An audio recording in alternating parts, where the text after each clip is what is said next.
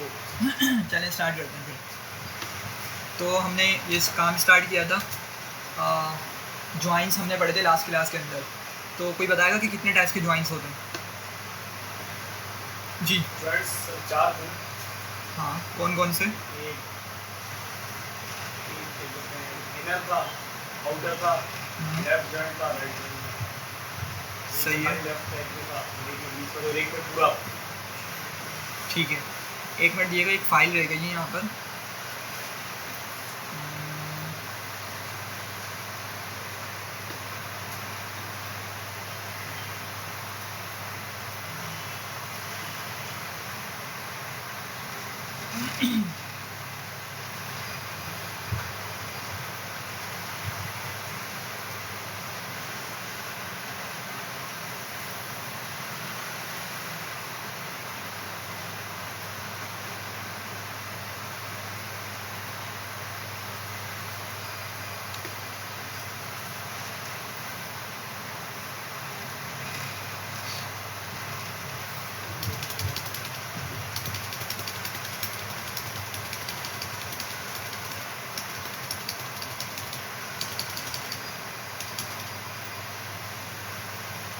चलें, तो inner join होता है, और क्या होता है?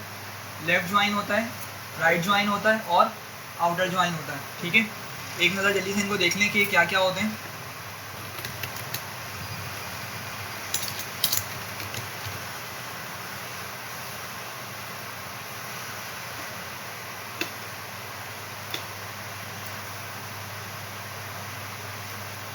चलिए ज़रा इसको देखें। क्या है आपके पास? ये इनर ज्वाइन है। इनर ज्वाइन का मतलब क्या होता है कि अगर हमने किसी दो टेबल्स को अगर हमने इनर ज्वाइन कर दिया तो इसका मतलब क्या होगा कि वो कॉमन पार्ट लेकर आएगा। कॉमन पार्ट का मतलब क्या होता है कि ऐसा डेटा लाओ जो दोनों टेबल्स के अंदर मौजूद हो। सही है, वो डेटा क्या आएगा? हमारा इनर ज्वाइन की मदद से आएगा। अभी हम क्यूरी पे जाते हैं, जिसको फर्दर डिटेल में देखते हैं। लेफ़्ट ज्वाइन क्या होता है कि हमारे पास, फोकस करो किस पर? लेफ़्ट वाले सर्कल पर। ऑफ कोर्स कॉमन पार्ट भी हमें मिलेगा, जो दोनों टेबल्स के अंदर कॉमन है वो भी डेटा मिलेगा, लेकिन जो हमारा लेफ़्ट वाला सर्कल है उसके अंदर जो लेफ़्ट वाला पार्ट है इसको भी लेकर आओ। सही है। अच्छा, राइट ज्वाइन में क्या होगा? वही चीज़ आपकी अपोजिट हो जाएगी कि हम क्या बोल रहे हैं कि राइट साइड वाले सर्कल पे ज़्यादा फोकस करो और वहाँ से डेटा को लेकर आओ। ठीक है। और फुल में क्या होता है कि आपके पास इस तरह तीनों चीज़ें, मतलब ओवरऑल डेटा देखने को मिल रहा होगा। सही है। अब मैं आपको एक चीज़ छोटी सी समझा देता हूँ इसको ज़रा जल्दी से, ताकि आपको क्लियर हो जाए ये चीज़।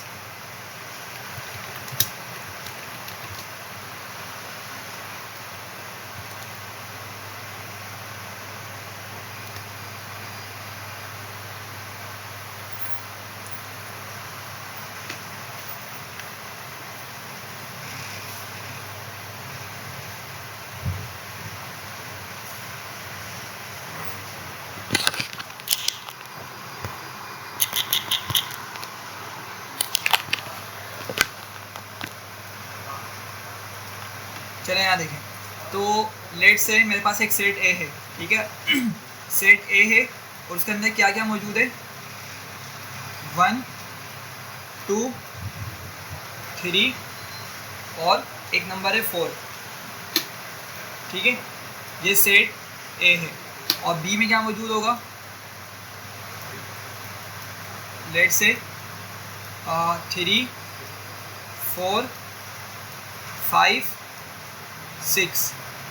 ठीक है। अच्छा, ये दोनों ही जो सेट्स हैं ना, ये सर्कल्स को शो करते हैं। मतलब हम इसको किस तरह लिखते हैं? सर्कल बना के हम इन डेटा पॉइंट्स को शो कर रहे होते हैं। ठीक है, तो इस ए का एक सर्कल है, इस बी का एक अलग सर्कल है। ये असल में हम बात करें मैट्रिक के अंदर हमने एक टॉपिक पढ़ा होता है वेन डायग्राम्स का, तो ये वो वाला टॉपिक है। ठीक है, और आपको इससे अच्छे से क्लियर हो सकता है, इसीलिए मैंने इसका यूज़ किया है।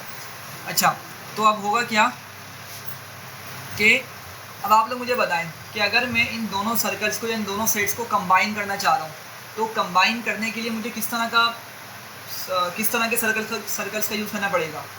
क्या सर्कल्स ओवरलैपिंग होंगे या डिसजॉइंट होंगे? डिसजॉइंट का मतलब क्या होता है कि सेपरेट सर्कल इस तरीके से, हाँ भाई, इस तरीके से बनेंगे, या इस तरह के ओवरलैपिंग सर्कल्स बनेंगे? कुछ ओवरलैपिंग बनेंगे। क्यों? चूँकि आप लोगों ने आइडेंटिफाई कर लिया होगा कि 3 4 यहाँ भी है और 3 4 यहाँ भी है।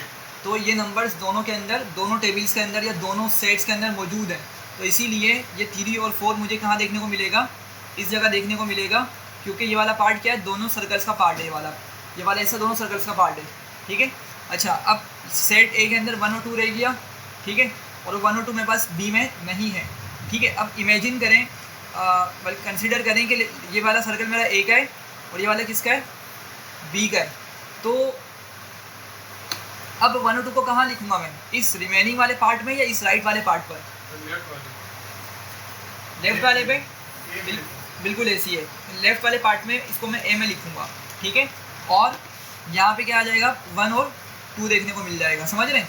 तो मैं अभी जो बात कर रहा था ना कि जो दोनों में कॉमन है वो चीज़ डेटा ले आओ, उस डेटा को ले आओ जो दोनों टेबल्स के अंदर या दोनों सेट्स के अंदर चीज़ें मौजूद हैं, जो दोनों सेट्स के अंदर चीज़ें मौजूद हैं उनको ले आओ, सिर्फ वो वाली चीज़ों को ले आओ, ठीक है। तो वो क्या कहलाएगा, हमारा इनर ज्वाइन कहलाएगा, ठीक है। तो 1 और 2 मेरे पास सिर्फ लेफ्ट वाले सर्कल का पार्ट रहेगा, और लेफ्ट वाले सर्कल जब मैं बोल रहा हूँ तो बेसिकली मैं सिर्फ इतने पार्ट की बात कर रहा हूँ जो कॉमन नहीं है हमारे पास, ठीक है, जिसमें 1 और 2 मौजूद है। अच्छा, अगर बी को हम कंसिडर करें तो बी के अंदर 2 नंबर्स ऐसे हैं 5 और 6 जो ए में मौजूद नहीं है, तो उनको कहाँ लिखा जाएगा, वो इस तरफ लिखे जाएंगे, 5 और 6 करके उनको लिखा जाएगा, समझ रहे हैं बात को। तो ये आपका क्या हो गया, ये आपका सेंटर वाला पार्ट कहलाएगा इनर ज्वाइन। तो आपने अगर किसी भी 2 सर्कल्स को या 2 टेबल्स को ज्वाइन करते हुए इनर ज्वाइन लगा दिया, आपके माइंड में फ़ौरन से ये इमेज आ जानी चाहिए कि वो वाला डेटा मुझे मिलने वाला है जो दोनों सर्कल्स, दोनों टेबल्स के अंदर मौजूद होगा, समझ रहे हैं बात को। अब लेट से कि आपके पास दो तरह का डेटा मौजूद है, एक में स्टूडेंट्स का डेटा मौजूद है, मतलब एक टेबल उसमें स्टूडेंट्स का डेटा मौजूद है, एक टेबल उसमें फादर्स का डेटा मौजूद है, ठीक है। कोई स्कूल है लेट से, उसमें एक टेबल में सिर्फ स्टूडेंट्स की इन्फॉर्मेशन है, लाइक स्टूडेंट का नेम, स्टूडेंट की एज, स्टूडेंट की लेट से हाइट हो गई, स्टूडेंट की फ़ीस हो गई, क्लास हो गई, ठीक है। और इस तरह की फर्दर डिटेल्स मौजूद है। और इसी तरीके से उन स्टूडेंट्स के जो फादर्स हैं उनकी डिटेल भी मौजूद है, फादर का नेम, फादर का ऑक्यूपेशन, फादर का ऑफिस, होम एड्रेस वगैरह, ठीक है, और फर्दर डिटेल्स मौजूद हैं। अब समझे बात को, अगर मैं इन दोनों टेबल्स को इनर ज्वाइन की मदद से कंबाइन करूं या मर्ज करूं, ठीक है, तो मुझे कौन सा डेटा मिलने वाला है, सिर्फ उन्हीं लोगों का डेटा या उन्हीं स्टूडेंट्स और फादर्स का डेटा मिलेगा जो दोनों के अंदर मैच कर रहे होंगे, ठीक, हाँ, मर्ज करेगा। और ये किस तरीके से होता है, डिसाइड किस तरह से होता है, बेसिकली एक आईडी होती है, मैंने शायद जिक्र किया था, एक आईडी होती है। अब लेट से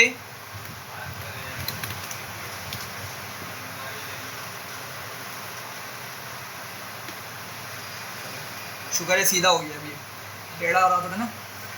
खैर, लेट से मैं यहाँ पे लिखता हूँ स्टूडेंट आईडी मौजूद है हमारे पास, और इसके अलावा स्टूडेंट का नेम है, सिर्फ नेम लिख देता हूँ, उसकी एज आ गई, ठीक है, एंड सो ऑन। यहाँ पे इस तरह का स्टूडेंट्स का डेटा मौजूद है। अच्छा, अब पॉइंट समझिएगा कि लेट से स्टूडेंट आईडी है 1, नेम उसका आ गया हम्माद, एज आ गई उसकी लेट से 13, और इसी तरीके से और स्टूडेंट्स भी मौजूद है, लेट से 2 का हम लिख लेते हैं जाहिद, एज लिख लेते हैं for example 15, and so on. इस तरह हमारे पास डेटा मौजूद है। और एक हमारे पास यहाँ पे टेबल है, उसमें फादर की डिटेल्स मौजूद है, ठीक है। तो लेट से हम लिखते हैं फादर नेम, ठीक है, और लेट से एज लिख लेते हैं और ऑक्यूपेशन लिख लेते हैं कि क्या करते हैं वो, ठीक है। अच्छा, फादर नेम लेट से क्या हो गया, लेट से अख्तर, एज में लिख लिया 40, और ऑक्यूपेशन में लेट से QA लिख देते हैं, और यहाँ पे लिख लेते हैं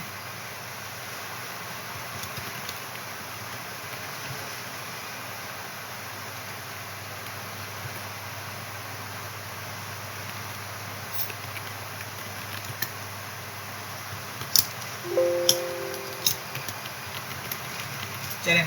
तो मैंने सिर्फ क्या किया, दो यहाँ पे डेटा पॉइंट्स लिख लिए। अब लेकिन बात समझिएगा, मेरे पास क्या आपको यहाँ पे कोई ऐसा पैरामीटर दिख रहा है जो ये बता सके कि मैंने किस वाले फादर को किस वाले स्टूडेंट के साथ लगाना है, या किस स्टूडेंट के फादर कौन से हैं। यहाँ पे सिर्फ 3 इन्फॉर्मेशन मौजूद है, ऑफकोर्स और भी इन्फॉर्मेशन हो सकती हैं, और यहाँ पर भी 3 इन्फॉर्मेशन या इसके अलावा इन्फॉर्मेशन हो सकती है। लेकिन क्या मेरे पास यहाँ पे कोई ऐसा पैरामीटर आपको दिख रहा है कि मैं ये डिसाइड कर सकूँ कि अच्छा ये स्टूडेंट जो है ना, इसके फादर ये वाले, ठीक है, या ये फादर हैं तो इसका स्टूडेंट मतलब इनके जो क्या बोलेंगे चिल्ड्रन ये हैं, ठीक है। कोई ऐसा पैरामीटर नहीं मिल रहा।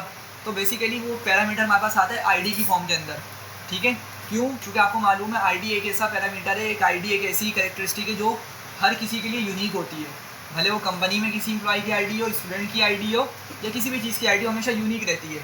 तो होगा क्या, ये जो स्टूडेंट आईडी है ना, यहाँ पे हमारे पास एस आई डी का जैसे मैंने लिखा हुआ है, अगर मैं इसी को उठाकर यहाँ आगे आऊँ और मैं यहाँ पे लिख देता हूँ एस आई डी का एक कॉलम बनाता हूँ, और मैं अगर लेट से लिख दूँ यहाँ पे 1 और यहाँ लिख दूँ 2, तो आपको अच्छा आइडिया हो रहा है कि भाई जो पहला वाला स्टूडेंट है ना हम्माद, उसके फादर का नाम क्या है, मुनव्वर है फॉर एग्जांपल। समझ रहे हैं किस तरह पहचाना? क्योंकि वहाँ पर हमें स्टूडेंट के टेबल में जो आईडी यहाँ देखने को मिल रही है वही हमें फादर के टेबल के अंदर सेकंड नंबर वाली जो फादर की डिटेल है उसमें देखने को मिल रही है। तो अब ये एक लिंक हो गया हमारे पास, मतलब एक लिंक का हमें आइडिया हो गया कि अच्छा ये चीज़ जो है हमारे पास क्या कर सकती है, इन दो टेबल्स को या इन दो डेटा पॉइंट्स को कंबाइन कर सकती है और करेक्ट डेटा मुझे यहाँ पे देखने को मिल रहा होगा। समझ रहे बात को? तो ये आपकी आईडी हो गई। और अगर 2 वाले को देखें तो यहाँ पे इसका 2 है और यह कौन से नंबर पे लिखा हुआ है, ये 1 नंबर पे लिखा हुआ है, सॉरी सेकंड नंबर पे लिखा हुआ है वाला डेटा पॉइंट हमारे पास। तो आइडिया हो रहा है आपको? तो समझिए बात को कि अगर आप 2 टेबल्स को मर्ज कर रहे होंगे ना, तो आपको पता होना चाहिए कि भाई किस कॉलम के बिहाफ पे आप दोनों टेबल्स को या 2 से ज़्यादा टेबल्स को भी हम मर्ज कर सकते हैं, तो किस कॉलम के बिहाफ पे आप मर्ज करेंगे। सही है?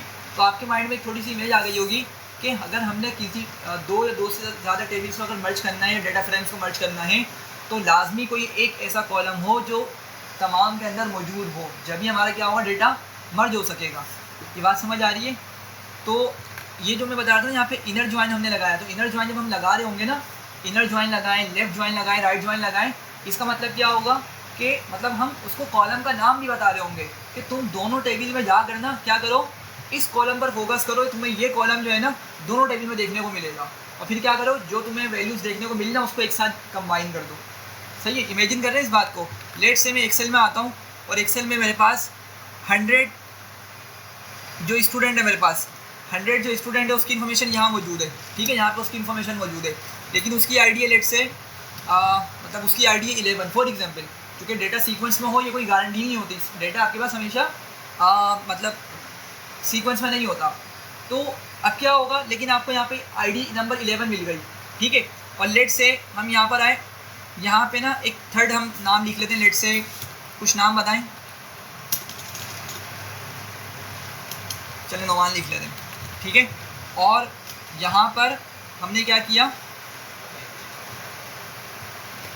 इस 11 को यहाँ लिख दिया। अब इमेजिन करिएगा ये जो 11 वाला स्टूडेंट है कहाँ पड़ा हुआ है, वो 100 नंबर पे मौजूद है, मतलब 101 रो का नंबर है, क्योंकि एक हमने कॉलम का हेडर भी दिया हुआ है, डेटा का हेडर दिया हुआ है।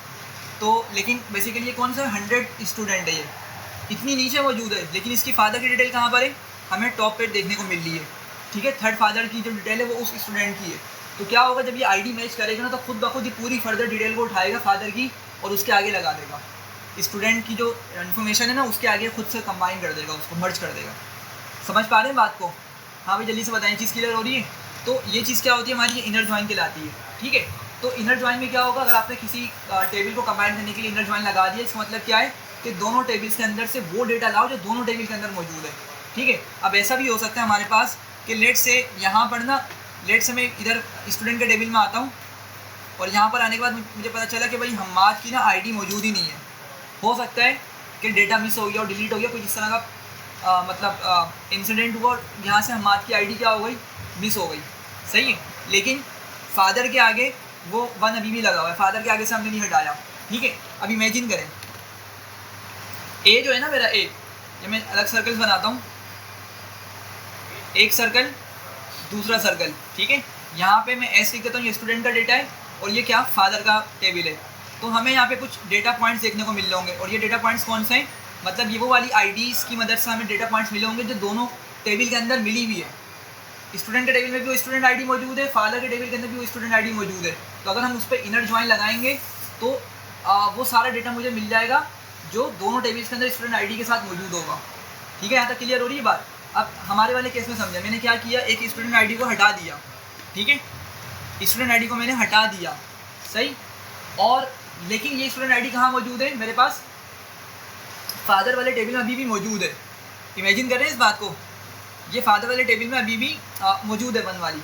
ठीक है, तो अब मुझे बताएं क्या इनर ज्वाइन पे मेरे पास यहाँ पे डेटा देखने को मिल रहा होगा उस वाले का? क्या इस जगह डेटा देखने को मिल रहा होगा? नहीं मिलेगा, समझे क्यों? क्योंकि यहाँ इस सेक्शन में सेंटर वाले में वही डेटा मिलेगा जो दोनों टेबल के अंदर होना चाहिए, कॉमन होना चाहिए। और वो किस बिहाफ पे होगा? स्टूडेंट आईडी के बिहाफ पे हमें पता चल रहा होगा उसका आइडिया। ये क्लियर हो रही है बात? तो अब आप लोग मुझे बताएं कि वो डेटा कहाँ शो करेगा?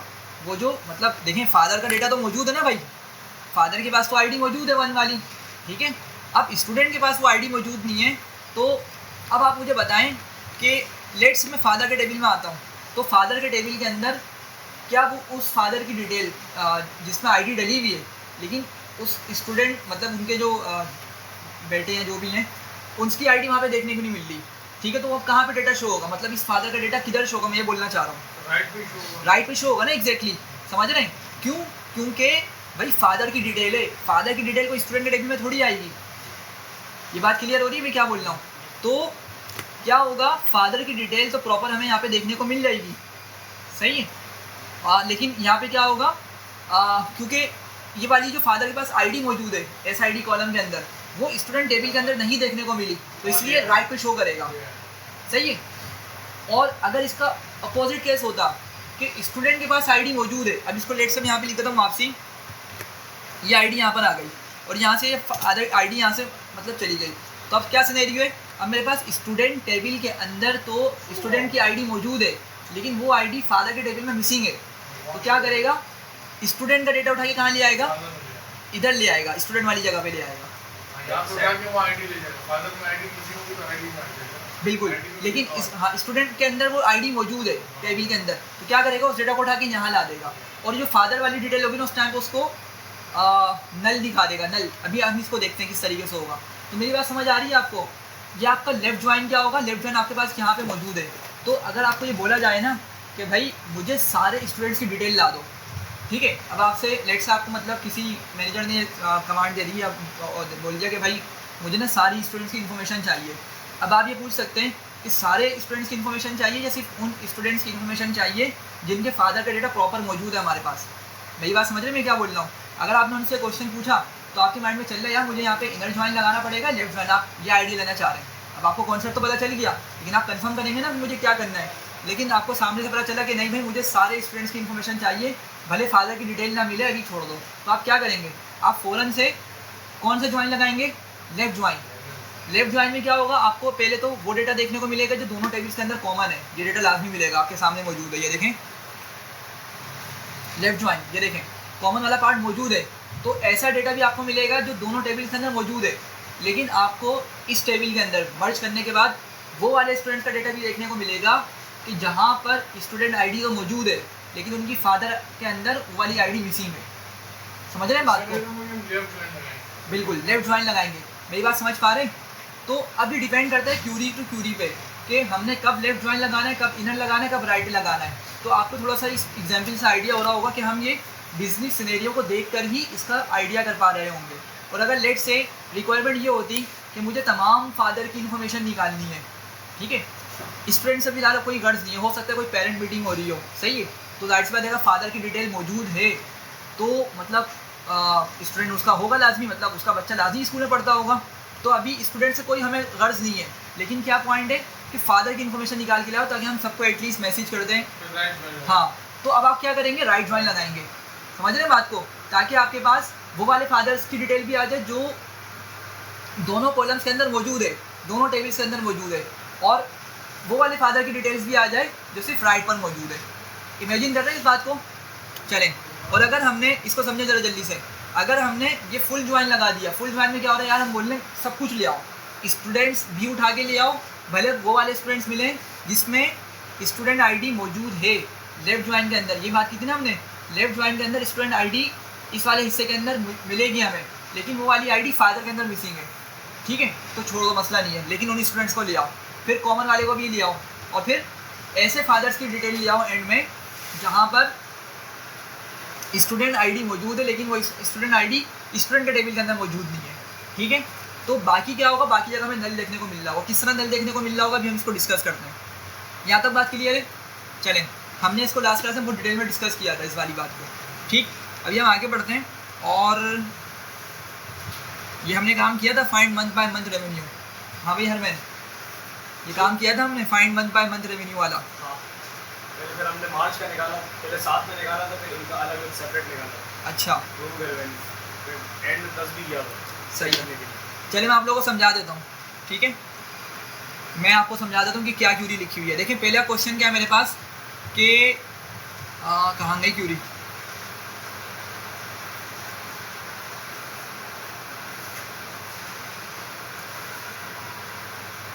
शायद मुझसे डिलीट हो गई है। पहला क्वेश्चन ये था, मैं आपको ऐसी वर्बली बता देता हूँ, find the total revenue generated. हाँ ये आ गया, ठीक है, फाइंड टोटल रेवेन्यू जनरेटेड। अब मैं आपका इसका सिनेरियो समझाता हूँ। हमने क्या किया हुआ है, हमने ना यहाँ पे 4 फाइल्स को रीड किया हुआ है, 4 फाइल्स को रीड किया हुआ है पांडास के अंदर।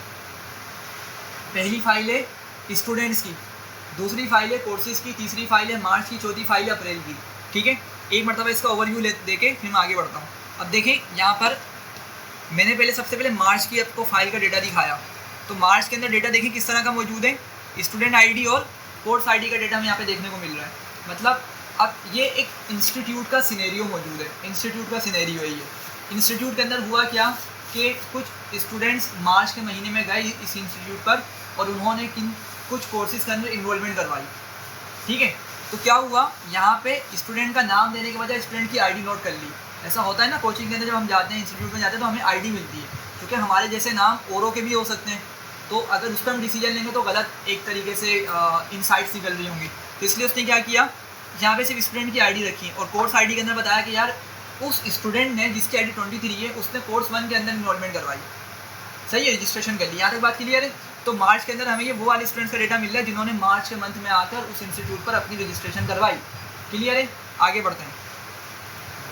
अप्रैल को भी अगर मैं प्रिंट करूँ तो अप्रैल में क्या मौजूद है, अप्रैल के अंदर भी यही कुछ डेटा मौजूद है, ठीक है, स्टूडेंट आईडी और कोर्स आईडी, ठीक है।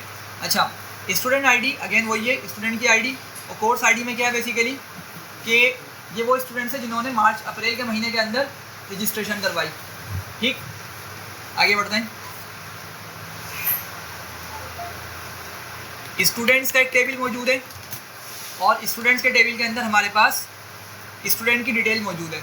इस स्टूडेंट की डिटेल के अंदर क्या क्या मौजूद है, स्टूडेंट आईडी आ रही है, नेम आ रहा है, पार्टनर आ रहा है, और कोर्सेज में अगर हम जाएंगे तो हमें कोर्सेज की आईडी, कोर्स नेम और प्राइस देखने को मिल रही है। क्लियर है यहाँ तक। अच्छा, अब हमने क्या करना है, इन चारों टेबल्स का ज्वाइन करके इनको मर्ज करके डिटेल्स निकालनी। तो पहला क्वेश्चन हमारा ये था, फाइंड टोटल रेवेन्यू जनरेटेड। हमें टोटल जो रेवेन्यू जनरेट हुआ है ना वो निकालना है। अब समझिएगा बात को, एक कोचिंग सेंटर है, एक इंस्टीट्यूट है, वहाँ पर बच्चे आते हैं मार्च के महीने के अंदर, रजिस्ट्रेशन करवा के जाते हैं, तो ऑफकोर्स फ़ी भी लेके जा रहे होंगे, ठीक है। अप्रैल में आते हैं, अप्रैल में आने के बाद भी क्या करते हैं, वो रजिस्ट्रेशन कराते हैं, और फिर जाहिर सी बात है अगर रजिस्ट्रेशन कराएं तो फीस भी उनसे उसी टाइम पे ले ली गई होगी, ठीक है, कोचिंग की एडवांस होती है, तो उन्होंने वो फ़ीस ले ली। अब हमने करना क्या है, हमने टोटल रेवेन्यू निकालने के 2 महीनों के अंदर हमने कितनी कोचिंग सेंटर में अर्निंग कर ली, ये कितना रेवेन्यू जनरेट कर लिया। समझ पा रहे हैं बात को? अली आगे आ जाए, तब पीछे कहाँ बैठे हैं?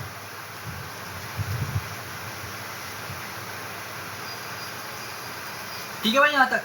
तो अब देखिए असल पैरामीटर मेरे पास रेवेन्यू का, यहाँ पे मुझे रेवेन्यू निकालना है।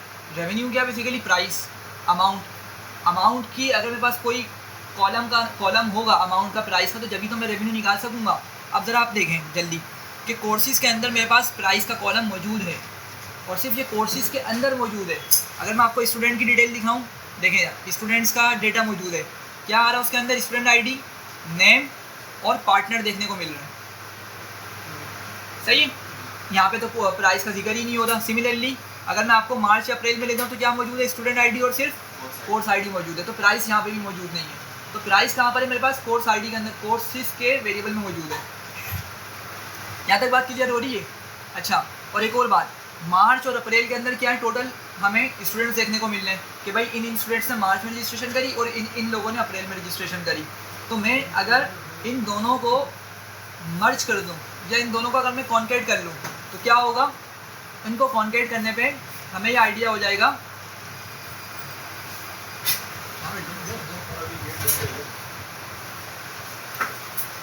कॉन्केट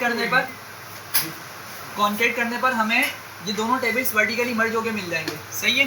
तो ज़रा देखिए मैं क्या करता हूँ, मैं लिखता हूँ pd डॉट कॉन्केट। अगर आप में से किसी ने एक्सेल यूज़ किया हो तो कॉन्केट फंक्शन वहाँ पे मौजूद होता है। बिल्कुल, ये चीज़ों को कंबाइन या मर्ज करने के लिए इस्तेमाल हो रहा होता है। तो खैर मैंने कॉन्केट लिखा और मैंने कॉन्केट के बाद यहाँ लिखा लिस्ट बना के दे दिया मार्च और कॉमा करके अप्रैल बता दिया। ठीक है, अब ज़रा समझिएगा ये क्या कर रहा है, इसने दोनों मंथ्स के डेटा को मुझे एक साथ ज्वाइन करके दे दिया या कंबाइन करके दे दिया। ठीक है, टॉप पर मेरे पास मार्च का रिकॉर्ड मौजूद है, मार्च की डिटेल मौजूद है। देखें 24 तक के बेसिकली मेरे पास मार्च की डिटेल आ रही है और फिर नीचे से आप देखें इंडेक्स दोबारा से मेरे पास दोबारा से रिस्टार्ट हो गया, 0 से चल रहा है, मतलब ये अप्रैल वाली डिटेल्स को शो कर रहा है।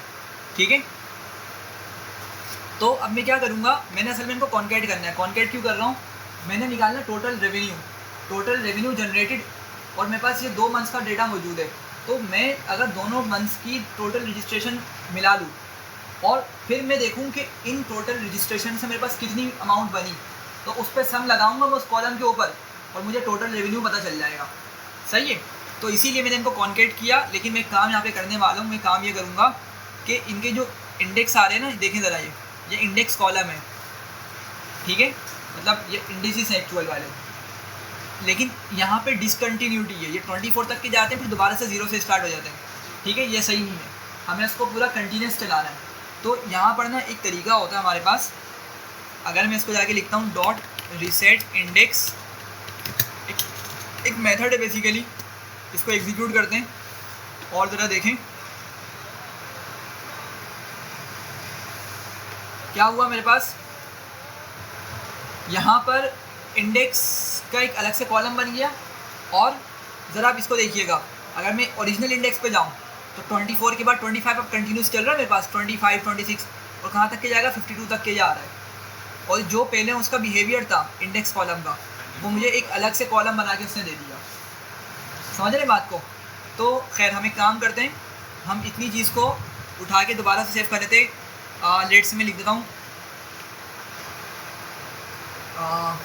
एक वेरिएबल लिख देता हूँ। लेट्स मैंने रजिस्ट्रेशन का नाम दे दिया इसको। ठीक है, मैंने क्या किया, दोनों मंथ्स का डेटा कंबाइन किया, कॉन्केट किया और उसको उठा के मैंने किस में सेव कर दिया, रजिस्ट्रेशन कॉलम, रजिस्ट्रेशन वेरिएबल मैंने इसको सेव कर दिया। ठीक है, अब असल चीज़ की तरफ चलते हैं। हमने टोटल रेवेन्यू निकालना था। ठीक है, तो टोटल रेवेन्यू निकालने के लिए मुझे बताएं कि अगर मैं आपको रजिस्ट्रेशन कॉलम दिखाता हूँ,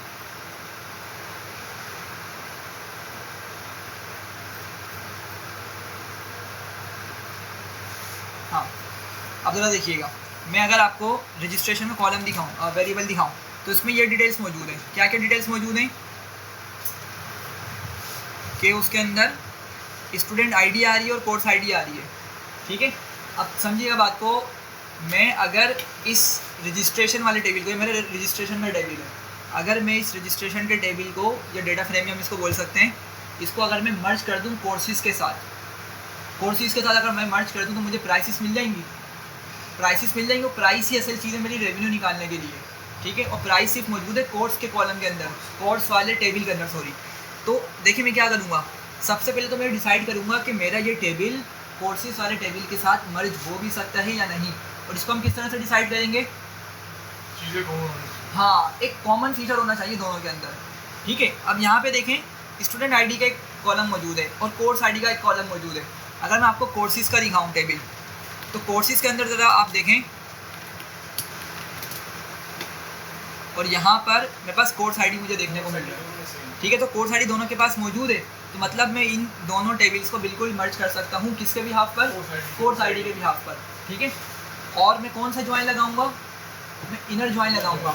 मतलब मैं ये बोलना चाह रहा हूँ कि रजिस्ट्रेशन के अंदर से वो वाले स्टूडेंट्स लेकर आओ जिन्होंने कोर्सेज के अंदर इनरोलमेंट करी है। मतलब ऐसे स्टूडेंट्स को लेकर आओ कि जिनका डेटा दोनों टेबल्स के अंदर मौजूद है। दोनों टेबल्स के अंदर मौजूद है मतलब क्या है कि ये रजिस्ट्रेशन का टेबल है और ये कोर्सेज का टेबल है। तो हम इसका इंटरसेक्शन निकाल रहे हैं, ये कॉमन वाला पार्ट। इसका मतलब क्या है कि यहाँ पे जो डेटा हमें मिल रहा है ना, वो सेंटर वाला पार्ट था, ये उन स्टूडेंट्स का डेटा है कि जो आए कोचिंग सेंटर में, उन्होंने रजिस्ट्रेशन भी करी और फ़ी भी पे करी। ठीक है, और अगर सिर्फ लेफ्ट वाले पार्ट की बात करें तो यहाँ पर हमें कुछ इस तरह के स्टूडेंट्स भी देखने को मिल सकते हैं, मे बी कि वो आए। ठीक है, और हो सकता है कि वो अपनी डिटेल्स देके चले गए और उन्होंने जो कोर्स करना था वो कोर्स अभी तक उस इंस्टीट्यूट ने ऑफर ही नहीं किया। समझ रहे हैं, तो वो स्टूडेंट्स कहाँ पर आएंगे, वो लेफ्ट वाले पार्ट पर आ रहे होंगे। सही बात समझ रहे हैं। तो इसलिए हम यहाँ पे इनर ज्वाइन की मदद से ये काम करेंगे। तो क्या लिखना होगा हमें, हम लिखेंगे रजिस्ट्रेशन डॉट मर्ज, और उसके बाद हम इसको बताएंगे किसके साथ मर्ज करो भाई, कोर्सेज के टेबल के साथ इसको मर्ज करो। ठीक है, मैंने कोर्सेज लिख दिया, कोर्सेज मेरा वेरिएबल का नाम है, सही है। और अब मैं इसको बताऊंगा ऑन का मतलब ये मैं इसको बोल रहा हूँ कि किस कॉलम की मदद से तुमने डिसाइड करना है कि ये मर्ज होंगे। तो मैं क्या बताऊँगा, अच्छा दोनों कॉलम के अंदर, दोनों टेबल्स के अंदर कोर्स आईडी यहाँ भी बिल्कुल एज इट इज़ मौजूद है, और यहाँ पर भी course ID as it is मौजूद है। तो मैं क्या करूँगा, यहाँ से उठा के इसको लिख दूँगा, स्ट्रिंग बना के दे दूँगा, कोर्स आईडी पर इसको मर्ज करो। कोर्स आईडी से डिसाइड करो कि दोनों ये जो कोर्स आईडीज़ हैं वो दोनों टेबल में होनी चाहिए। और फिर हाउ में बताऊँगा इनर, हाउ का एक पैरामीटर होता है जो बताता है कि हमने इनर ज्वाइन लगाना है, आउटर लगाना है, लेफ्ट लगाना है, राइट लगाना है। तो मैंने इनर ज्वाइन लगाया। ठीक है, अब ज़रा देखें, इसको मैं एग्जीक्यूट करूँगा तो टेबल में क्या क्या देखने को मिल जाएगा मुझे। स्टूडेंट आईडी आ गई, इस स्टूडेंट आईडी का पास बेसिकली 23 आईडी है। इसने कौन सी कोर्स आईडी में इनरोल किया, 1 कोर्स आईडी के अंदर इनरोल किया, और 1 वाली कोर्स आईडी का नाम क्या है, 1 वाले कोर्स आईडी का जो नाम है वो क्या है, कोर्स का पाइथन है, और प्राइस उसकी कितनी है 2499। तो आपके बारे में थोड़ी सी एक इमेज बन रही होगी कि हमने क्या किया, इन दोनों को कंबाइन करके प्राइस वाला कॉलम निकाल लिया।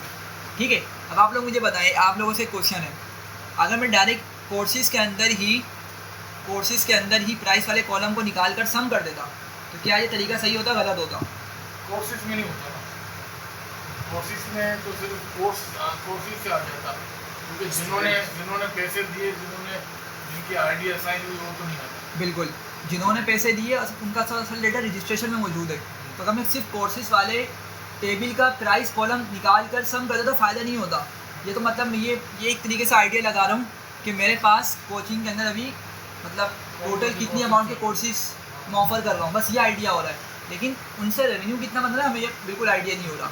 तो इसीलिए हमें क्या करना पड़ा, इसलिए हमने रजिस्ट्रेशन वाले टेबल को पहले मर्ज किया उस कोर्स वाले के साथ। ठीक है, और फिर हमने इस तरह की डिटेल्स निकाल ली। ठीक है, हाँ चलिए, आपने मतलब नीचे इसको किया, तो ये स्टूडेंट आईडी और कोर्स आईडी ये उसी स्टूडेंट की है जो इसका यही कोर्स है, ये इसमें सीक्वेंस है, मतलब यानी जो कोर्स आईडी हमने लिखी है ये उससे मैच कर रही है स्टूडेंट आईडी से, या फिर अलग है? नहीं मैच करेगी जब ये आएगा डेटा, ये मैच करेगी। इनर लगाया ना हमने, इनर ज्वाइन का यूज़ किया है। इसका मतलब ये है कि कोर्स आईडी मेरे पास रजिस्ट्रेशन के टेबल के अंदर भी मौजूद है और कोर्सेज के टेबल में भी मौजूद है। तो इंटरसेक्शन कॉमन वाला पॉइंट आ गया, मतलब वो 1 आपका यहाँ लाई कर रहा होगा इस जगह पर सेंटर पे, और हमने क्या किया, उसको वही डेटा निकलवा लिया। समझ रहे हैं बात को? तो अब आप देखेंगे ना, यहाँ पे आपको कोई भी नल वैल्यू देखने को नहीं मिल रही अभी। देखें ज़रा गौर करें इस पर, कोई भी नल वैल्यू देखने को नहीं मिल रही। ठीक है, इसका मतलब क्या है कि वो इनर ज्वाइन की वजह से सिर्फ सेंटर वाला डेटा लेकर आया। ठीक है, अब सिंपल है कहानी। अब क्या करना है मुझे, इसमें से सिर्फ प्राइस का कॉलम निकाल कर उस पर सम लगाना है। तो मैं क्या करूँगा, डेटा निकालने के लिए इस तरह से ब्रैकेट बनाऊँगा और प्राइस लिखूँगा। ठीक है, प्राइस का इस तरह से सिर्फ कॉलम निकल कर आ जाएगा, ये पूरी प्राइस का कॉलम आ गया। और मैं क्या करूँगा, इस पर सम लगा दूँगा, डॉट सम करूँगा। तो ज़रा देखें, अब मुझे टोटल पता चल गया कि इतना रेवेन्यू जनरेट किया है 2 महीने में कोचिंग सेंटर ने। ठीक है, ये टोटल रेवेन्यू आ गया। ठीक है, तो थोड़ा सा आइडिया हो गया होगा कि दोनों मतलब रेवेन्यू निकालने के लिए मुझे सिर्फ एक टेबल की मदद से नहीं निकाल सकता था, उसका जो असल डेटा वो दूसरे टेबल में मौजूद है, दूसरे डेटा फ्रेम में मौजूद है। तो मैं मर्ज करूँगा तो ही मैं सही स्टेप तक पहुँच सकूँगा, डेस्टिनेशन तक पहुँच सकूँगा, ताकि मैं प्रॉपर तरीके से डेटा की कैलकुलेशन निकाल सकूँ। ठीक है, तो जो मैं आपको बता रहा था ना अभी एक्सेल की मदद से कि स्टूडेंट का डेटा एक मौजूद है, एक फादर का डेटा मौजूद है, तो हम वहाँ पर भी क्या करेंगे, स्टूडेंट्स डॉट मर्ज। अगर हमने फादर का डेटा फादर वेरिएबल में सेव किया हुआ है तो क्या लिखेंगे, स्टूडेंट्स डॉट मर्ज, ब्रैकेट के अंदर पहली चीज़ क्या होगी, फादर, क्योंकि फादर की डिटेल हमने फादर वेरिएबल में सेव की हुई है। फिर कॉमा आगे क्या बोलेंगे, ऑन मतलब किस पर डिसाइड करो कि इनको मर्ज करना है, उसमें हम बताएंगे SID। ठीक है, कि दोनों टेबल के अंदर तुम्हें क्या मिल जाएगा, कॉलम का नाम है SID। तो उस कॉलम के बिहाफ पे जाके मैचिंग करो, और अगर मैच हो जाता है नंबर तो उसका डेटा निकाल के ला दो मुझे। समझ रहे हैं? तो इस तरीके से काम हुआ ये वाला। चलें, सेकंड क्यूरी है हमारे पास। इस सेकंड क्यूरी के अंदर क्या करना है, find month by month revenue. सही है, हमने मंथ बाय मंथ का रेवेन्यू निकालना है।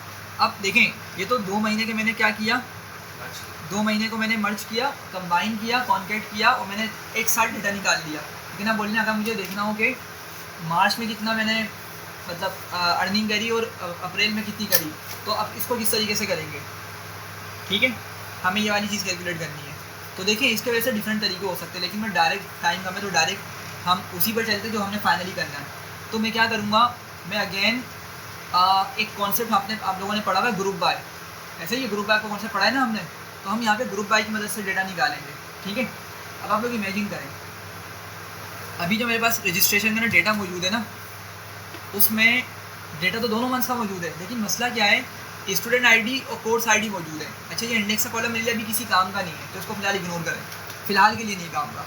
तो स्टूडेंट आईडी और कोर्स आईडी पे इसको हम क्या करेंगे, किस तरह से डिसाइड करेंगे, आप लोग समझे, अगर मेरे पास यहाँ पे एक और कॉलम होता और उसमें मंथ का नाम चल रहा होता, जैसे उसका नाम होता मंथ, और जहाँ तक कि मार्च का डेटा चल रहा है सब जगह मार्च मार्च मार्च लिखा हुआ आ रहा है, जैसे ही अप्रैल का डेटा स्टार्ट हुआ अप्रैल अप्रैल अप्रैल लिखा हुआ आ रहा है, ठीक है। अगर इस तरह का मेरे पास एक टेबल होता, उस टेबल पर अगर मैं ग्रुप बाय लगा देता मंथ के कॉलम के ऊपर, तो क्या करता, मार्च का डेटा अलग कर देता, वो मार्च के टेबल का एक अलग ग्रुप बना देता और अप्रैल वाले डेटा का एक अलग ग्रुप बना देता, ठीक है। और फिर मैं क्या कर सकता था, उस पर अपनी फर्दर कैलकुलेशन करा के दोनों मंथ्स का डेटा एक साथ निकाल सकता था। तो हमने ये वाला काम अभी करना है, तो मैं क्या करता हूँ, इसको डायरेक्ट लिखता हूँ, मुझे दोबारा से लिखना पड़ेगा, मैं लिखूँगा pd.concat कि सबसे पहले तो मुझे अपना डेटा तैयार करना पड़ेगा। मैंने लिखा मार्च और अप्रैल को क्या करो, कॉन्केट करो, सही है। ज़रा देखें, मार्च और अप्रैल को क्या हुआ, इसने दोनों मंथ्स का डेटा लाकर दे दिया, ठीक है। अच्छा, एक और चीज़ होती है, इग्नोर इंडेक्स का एक एट्रीब्यूट होता है, अगर मैंने इसको ट्रू कर दिया तो ज़रा इसका आउटपुट देखें क्या आएगा। कंटिन्यूस लिया है डेटा को, ये इंडेक्स वगैरह देखें आप लोग, 24 के बाद 25 ला रहा है, मतलब पहले क्या कर रहा था, 0 से स्टार्ट कर रहा था, ठीक है। तो यहाँ पे क्या किया, डिफरेंट टेक्निक्स हो सकती हैं, यही काम मैंने ऊपर किससे किया था, रिसेट इंडेक्स से किया था।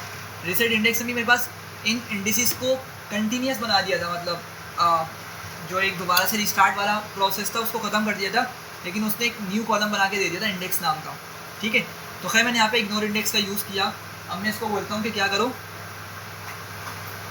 यहाँ पर एक काम करेंगे, हम लिखेंगे कीज़ का एक एट्रीब्यूट है, और मैं इसको बोलूँगा कि भाई पहली वाली को क्या बोल दो, मार्च, और अगली वाली को नाम दे दो अप्रैल। ज़रा देखें उसका आउटपुट क्या आएगा। आउटपुट कुछ नहीं दिखा रहा, एक मिनट रुकें, शायद हमें इसको हटाना पड़ेगा इग्नोर इंडेक्स वाले को, शायद जब ये काम करेगा। हाँ, ये देखें एक काम कर रहा।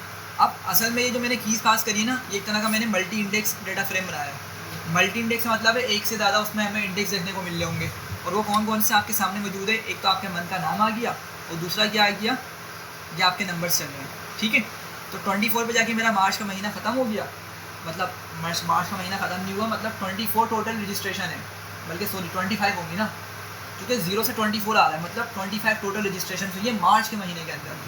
और अप्रैल के महीने के अंदर फिर दोबारा से स्टार्ट होती है, तो उसको 0 काउंट करेगा इंडेक्स के हिसाब से, और ये जाएगा 27, मतलब 28 लोगों ने रजिस्ट्रेशन करी है अप्रैल के महीने के अंदर।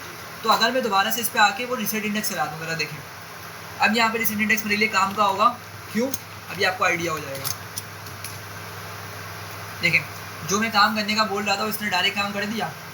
क्या किया, इसने एक लेवल 0 के नाम से एक कॉलम बना दिया, ठीक है। हम इसका नाम चेंज कर सकते हैं बाद में आके, मसला नहीं है कोई। और इसने क्या किया, 0 से लेके जहाँ तक कि 24 आ रहा होगा, इसने क्या किया, सबको मार्च का नाम दे दिया, और फिर आगे जब हमारा कंटिन्यू हुआ डेटा, उसने अप्रैल का नाम दे दिया। यहाँ तक बात समझ रहे हैं सब लोग, ठीक है। हाँ, ये असल में वो इंडेक्स का भी लेकर आ गया, जो पहले इंडेक्स चलता ना डिसकंटिन्यू वाला, डिसकंटिन्यूस हो जाता था जाके 24, फिर दोबारा से स्टार्ट होता था, तो उसको भी उठा के लिया आया ये, ठीक है। तो अब हम क्या करेंगे, अब इसको मैं ग्रुप बाय करूँगा किसके ऊपर, थोड़ा जल्दी से बताएं। लेवल 0 मतलब मंथ, ये मंथ का कॉलम है। अगर आप चाहें तो इसको नाम दे सकते हैं, क्या लिखना पड़ेगा आपको इसको लिए, रीनेम, ठीक है। और फिर आप क्या करेंगे, यहाँ पे कॉलम करके एक कमांड होती है, इक्वल्स टू करके आप बताएंगे, डिक्शनरी पास करेंगे, लेवल अंडरस्कोर 0, और इसको क्या रख दो नाम इसका, लेट से मंथ हम बोल देते हैं, ठीक है। एग्जीक्यूट करते हैं, तो ज़रा देखें इसने क्या किया, उसका नाम चेंज कर दिया मंथ। तो हम नाम चेंज कर सकते हैं, उसका कोई बड़ा मसला नहीं है। फ़िलहाल के लिए ये अभी इंपॉर्टेंट नहीं है, तो मैं इसको हटा देता हूँ यहाँ से। अब मैं क्या करूँगा, मैं ग्रुप बाय लगाऊंगा। उसके लिए क्या लिखा मैंने, ग्रुप बाय, और फिर मैंने जाके आगे बताया ग्रुप बाय करो किसके भी हाफ पे, लेवल 0 वाले कॉलम पे ग्रुप बाय कर दो। मतलब मैं मार्च का डेटा अलग टेबल और अप्रैल के डेटा के लिए अलग टेबल बनाना चाह रहा हूँ। एग्जीक्यूट किया, कुछ मिलेगा नहीं मुझे। अब ग्रुप बाय का ऑब्जेक्ट हमें दिखता नहीं है, डेटा नहीं दिखता, बल्कि सॉरी ऑब्जेक्ट दिखता है, डेटा नहीं दिखता। लेकिन हमें मालूम है कि उसने क्या किया, डेटा तो वही रखा, उसने बस एक ना क्लासिफिकेशन कर दी कि अच्छा टॉप वाला मार्च का, उसमें नीचे वाला अप्रैल का है, या 22% ऊपर वाला अप्रैल का हो जाएगा, हो सकता है नीचे वाला मार्च का हो जाएगा, ठीक है। और इनको एक अलग अलग टेबल कंसिडर करेगा। और फिर मैं इसको बोलता हूँ क्या करो, ज़रा जल्दी से प्राइस का कॉलम निकालो और इस पर चला दो सम को, ठीक है। ज़रा आउटपुट देखें इसका, कॉलम नॉट फाउंड प्राइस। अच्छा भाई क्या मसला आ रहा है, मैं दिखाता हूँ क्या मसला आ रहा है। इतनी चीज़ मैं हटा देता हूँ, एक चीज़ देखें ज़रा, कहीं भी आपको प्राइस का कॉलम दिख रहा है इसके अंदर, नहीं, तो फिर किस तरह ग्रुप बाय होगा, मतलब किस तरह प्राइस को लेकर आएगा।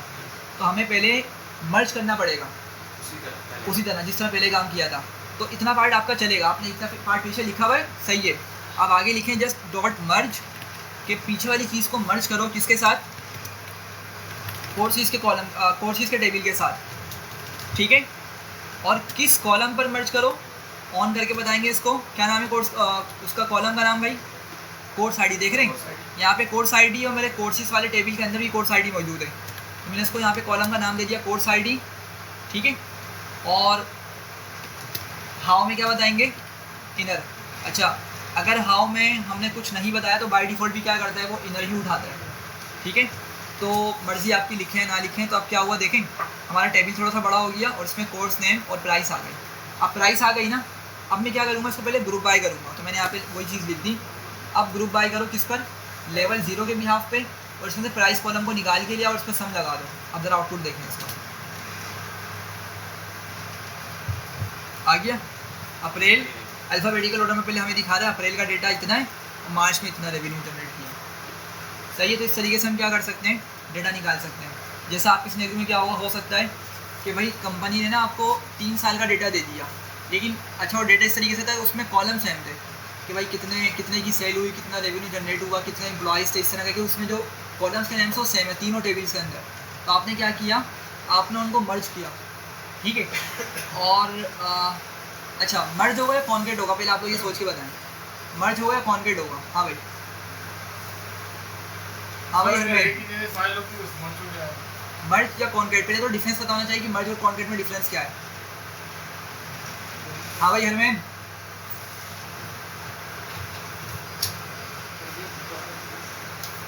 सुबह हो गई। हाँ भाई क्या होगा शाहजेब भाई, कॉन्केट और या मर्ज कर देता है, डेटा को एक साथ कर देता है, मर्ज डेटा को एक साथ कर देता है, चाहे तो व्यू चाहे तो व्यू एक साथ कर दे। ये कॉन्केट होगा ना, बिल्कुल समझे बात को। कॉन्केट आपका वर्टिकली होता है। मैं ये बोल रहा हूँ 3 साल का डेटा है कंपनी का, लेट्स से 14, 15, 16 का डेटा आपके पास आ गया, और लेकिन तीनों टेबल्स के अंदर सेम कॉलम्स मौजूद हैं बिल्कुल। लेट्स से एक में एम्प्लॉय का नेम आ गया, एम्प्लॉय की एक आईडी का कॉलम आ गया, सेल आ गई और रेवेन्यू, बस 4 कॉलम है। लेट्स से और भी डिटेल्स हो सकती है लेकिन 4 कॉलम, और यही 4 कॉलम्स आपके तीनों साल के डेटा में मौजूद है, ठीक है। तो अब आप क्या करेंगे, अब आप बोलेंगे यार मतलब मैं क्यों इनको हॉरिजॉन्टली मर्ज करूँ, मुझे तो इनको वर्टिकली कॉन्केट करना चाहिए ताकि कॉलम का नाम सेम रह जाए, एम्प्लॉय का नेम, एम्प्लॉय आईडी और क्या था, सेल और रेवेन्यू, लेट्स से हमने ये कहा था। तो आपने क्या किया, 15 वाला डेटा भी उठा के यहाँ लगा दिया, 16 वाला डेटा भी उठा के यहाँ लगा दिया। समझ रहे हैं बात को। तो ये कॉन्केट होगा, मर्ज नहीं होगा। मर्ज कब होगा, मर्ज इस सिनेरियो में होगा कि लेट्स से क्या करें, कोई एग्जांपल आ रही है। 4 कंपनियों के डेटा आया है, चारों के अलग अलग एम्प्लॉय है, लेकिन कॉलम तो डेटा एक ही पैटर्न में बना हुआ है, लेकिन डेटा अलग अलग है, उसको हम मर्ज करेंगे। इस तरह हम बोल सकते हैं। या लेट्स से एक कंपनी है, उसकी ब्रांच है डिफरेंट, ठीक है, और वो क्या करती हैं, नहीं ये भी वही सिनेरियो होगा। लेट्स हम स्टूडेंट की एग्जांपल ले रहे हैं, ठीक है। स्टूडेंट के सिनेरियो के अंदर क्या होगा कि स्टूडेंट का डेटा है एक जगह, एक फादर का टेबल है डिटेल के साथ, और एक मदर का टेबल है, ठीक है। यहाँ तक क्लियर है, 3 टेबल्स हैं। अब इनके अंदर क्या चीज़ कॉमन होगी, स्टूडेंट की आईडी। तीनों में से एक सेम चलनी चाहिए। स्टूडेंट के पास वो खुद की उसकी ओरिजिनल आईडी है, लेकिन दूसरे टेबल में क्यों लिखी हुई है, ताकि हम उसको इसके साथ मर्ज कर सकें। और इमेजिन करें जब हम मर्ज करेंगे ना तो हमारा डेटा हॉरिजॉन्टली बढ़ेगा, वर्टिकली नहीं बढ़ेगा, हॉरिजॉन्टली बढ़ेगा। ठीक है, डिटेल्स फर्दर आगे लग जाएंगी। ठीक है, तो ये वाला काम हमने यहाँ पे किया है कि हमने इनको मर्ज करवा दिया इस तरीके से। ठीक है भाई, आगे बढ़ते हैं।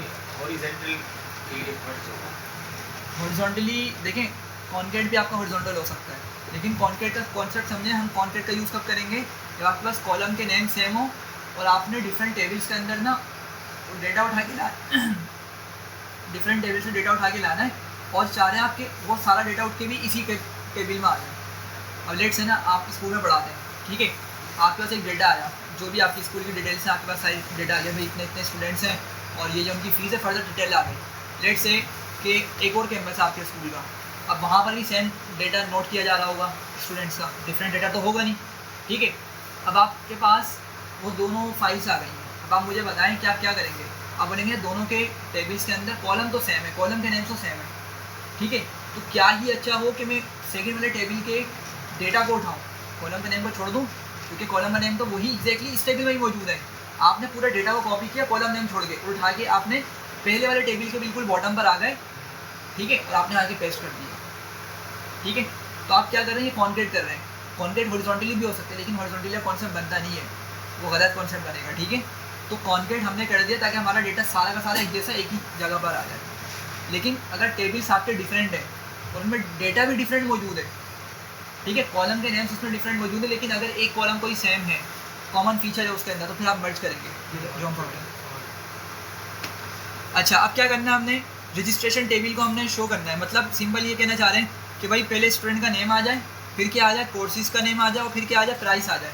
अब समझिएगा बात को, मैंने ना तीनों टेबल्स का यूज़ करते हुए कुछ इस तरह का फिनोमेना बनाना है कि बस मुझे क्या मिले, नेम स्टूडेंट का आ जाए, कोर्सेज का नेम आ जाए और प्राइस आ जाए।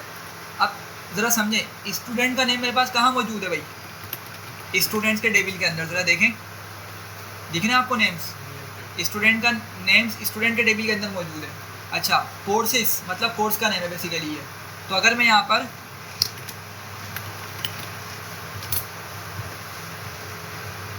कोर्सेज प्रिंट करूँ तो देख रहे हैं कोर्स नेम मेरे पास कोर्स के टेबल में मौजूद है। अच्छा, फिर प्राइस भी कहाँ मौजूद है, यहाँ मौजूद है। तो मतलब क्या हुआ, मुझे स्टूडेंट डेटा से, स्टूडेंट के टेबल से और कोर्सेज के टेबल से डेटा निकालना है। ये तीनों कॉलम्स मेरे इन दो टेबल से निकल कर आ जाएंगे। लेकिन आप मुझे बताएं कि क्या मैं इन दोनों टेबल्स को मर्ज कर भी सकता हूँ या नहीं कर सकता, सोच के बताइए। देखें, कोर्सेज के ज़रा, चलो मैं यहाँ पे लिखता हूँ कोर्सेज डॉट कॉलम्स। मैं कोर्सेज के टेबल से उनके नेम निकलवा लेता हूँ कॉलम्स के, और मैं यहीं पर स्टूडेंट्स के टेबल से भी कॉलम्स निकलवा लेता हूँ। ठीक है, अब ज़रा देख के बताएं, यहाँ पे कोर्स आईडी आ रही है, कोर्स नेम, प्राइस, यहाँ पे स्टूडेंट आईडी, नेम और पार्टनर। हो सकता है मर्ज? नहीं हो सकता, कॉमन फीचर ही नहीं है, कॉमन कॉलम ही नहीं है।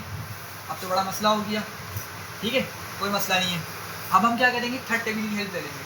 अगर मैं आपको एक और चीज़ दिखाऊँ, आपको याद होगा मैंने रजिस्ट्रेशन का एक वेरिएबल बनाया था ऊपर, जिसमें मैंने दोनों मंथ्स का डेटा स्टोर कर दिया था। तो मैंने कॉलम्स लिखा, रजिस्ट्रेशन डॉट कॉलम्स लिखा, तो ज़रा देखें मुझे क्या दिख रहा है, एक इंडेक्स नाम का कॉलम मिल रहा है और एक स्टूडेंट आईडी का मिल रहा है और कोर्स आईडी का मिल रहा है। ठीक है, स्टूडेंट आईडी और कोर्स आईडी। तो अब आप समझें इस बात को कि अगर मैं स्टूडेंट्स का टेबल को उठाऊं और अगर मैं उसको रजिस्ट्रेशन के साथ पहले मर्ज करूं तो मुझे क्या होगा, देख रहे हैं स्टूडेंट आईडी यहाँ भी मौजूद है, स्टूडेंट आईडी यहाँ भी मौजूद है। मैं इन दोनों सेम फीचर्स के बिहाफ पे स्टूडेंट का टेबल और रजिस्ट्रेशन टेबल मर्ज कर सकता हूँ। फ़ायदा क्या होगा, मेरे पास एक कोर्स आईडी भी लगकर आ जाएगी, मेरे जो रिजल्टिंग टेबल होगा ना उसमें कोर्स आईडी भी आ जाएगी। करके दिखाता हूँ मैं क्या बोल रहा हूँ। तो मैं क्या करता हूँ, यहाँ पे मैं लिखता हूँ स्टूडेंट्स डॉट मर्ज, किसके साथ मर्ज करवा रहे हैं हम, रजिस्ट्रेशन कॉलम के साथ मर्ज करवा रहे हैं। और किस पर मर्ज करवा रहे हैं हम, स्टूडेंट आईडी के बिहाफ पे, चूँकि सेम कॉलम है दोनों टेबल्स के अंदर। अब ज़रा देखिए, हाउ नहीं लिखूँगा मैंने क्या बताया था, खुद से इनर करके ले आएगा वो, खुद से इनर ज्वाइन लगा देगा वो हाउ के अंदर। तो मैंने कुछ नहीं बताया हाउ में, उसने खुद से इनर ज्वाइन वाला डेटा मिला कर दे दिया। अब ज़रा देखें, कोर्स आईडी आ गया, ये मैं बोल रहा था। ठीक है, अब मेरे पास ये एक अलग पूरा टेबल बन चुका है, एक अलग डेटा फ्रेम बन चुका है। मैं अगर इसी को बोलूँ कि फिर मर्ज करो मेरे टेबल्स को, कौन कौन से टेबल्स को मर्ज करो, कोर्सेज के टेबल को मर्ज करो। ठीक है, चलें यहाँ तक आ गए। लेकिन किस पर मर्ज करवाएंगे हम, हाँ भाई कोर्स आईडी पर, कोर्स आईडी पर ये है ना। देखें कोर्सेज के अंदर आपके पास कोर्स आईडी मौजूद है, और अभी हमने जो इतनी क्यूरी रन करी है, कहाँ गई हमारी, आगे ये वाला पार्ट जो हमने रन किया है, इससे हमें ये वाला टेबल मिला है अभी, ठीक है। तो कोर्स आईडी यहाँ पर आ गई आपके पास। हाँ, अगर आप इसी टेबल को फर्दर मर्ज करेंगे, मर्ज हो सकता है ये चेन ऑपरेशन से मैंने इसको बताया था कि आप पार्टनर्स के अंदर सबसे अच्छी इसकी खासियत ये कि आप इतनी ही लंबी क्यूरी लिख दें, ये काम करेगा सारा। आपके माइंड में चलना चाहिए कि आप कर क्या रहे हैं, ये आपको पता होना चाहिए, ठीक है। तो इतना पार्ट जो है मुझे क्या कर रहा है, इस टेबल को लाके दे रहा है। और अगेन मैं क्या किया, मैंने इसको क्या बोला कि दोबारा से मर्ज करो इस टेबल को पकड़कर। इस टेबल से अंदर से उसने क्या किया होगा, कोर्स आईडी को निकाला और कोर्सेज वाले टेबल में इसको कोर्स आईडी मिल गई। इस पर क्या करेगा, अब ये मर्ज करेगा, ठीक है। और हाउ में लिखने की ज़रूरत नहीं है क्योंकि हाउ बाई डिफ़ॉल्ट इनर उठाएगा। तो अब ज़रा देखें, अब थोड़ी सी हमें फर्दर डिटेल देखने को मिल रही है। भाई स्टूडेंट आईडी 1 है, अब्दुल्ला नाम है इस बंदे का, पार्टनर ये है इसका, इंडेक्स एक मतलब यूजलेस कॉलम आ गया, फिलहाल इसको इग्नोर करें। कोर्स आईडी आ गई, कोर्स का नेम आ गया, प्राइस आ गई। अब हमारी रिक्वायरमेंट क्या थी, कॉलम निकालने हैं। हाँ, एक स्टूडेंट का नेम था, कोर्स का नेम था, प्राइस था। तो अगर मैं, आपको याद होगा फैंसी इंडेक्सिंग किया करते थे हम, मैंने इस पर डबल ब्रैकेट लगाया, मैंने बोला नेम ले आओ, अच्छा भाई नेम आ गया, फिर मैंने बोला कोर्स नेम ले आओ, ठीक है। ऐसे ही है ना, नेम में course student name, courses name के अंदर कोर्स का नेम, और फिर मैंने इन द एंड बोला प्राइस ले आओ। बस अब ये मेरा टेबल इतना बन गया। और आप चाहें तो उसको किसी वेरिएबल में सेव कर लें, वरना मर्जी आप उसको ऐसे ही छोड़ दें। हमारी जो क्यूडी थी वो हमारा आंसर आ गया। क्लियर है भाई, आगे बढ़ते हैं। Plot bar chart for revenue पर कोर्स, ये इंटरेस्टिंग है। हमने क्या करना है, एक बार चार्ट बनाना है, ठीक है। और हमने क्या करना है, रेवेन्यू का बनाना है। पहले मैं आपको बार चार्ट दिखाता हूँ कि बार चार्ट होता क्या है। ये टॉपिक है हमारा अगला, मेटप्लॉटिक हम स्टार्ट करेंगे इसके बाद, तो इंशाल्लाह आपको अच्छे से क्लियर हो जाएगा। फिलहाल के लिए समझते हैं, अभी हम वही कर रहे थे ना अपना पार्टनर्स पढ़ बस पार्टनर्स की आज आखिरी क्लास, और हाँ मैंने एंड करनी है आज ये। लेट्स से यहाँ पे अगर कोई मुझे डेटा मिल जाए सही,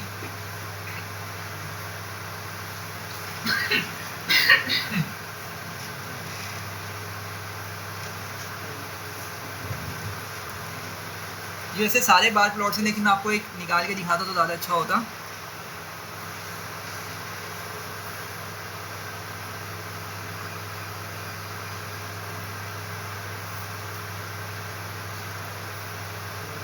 एक मिनट दिएगा मुझे।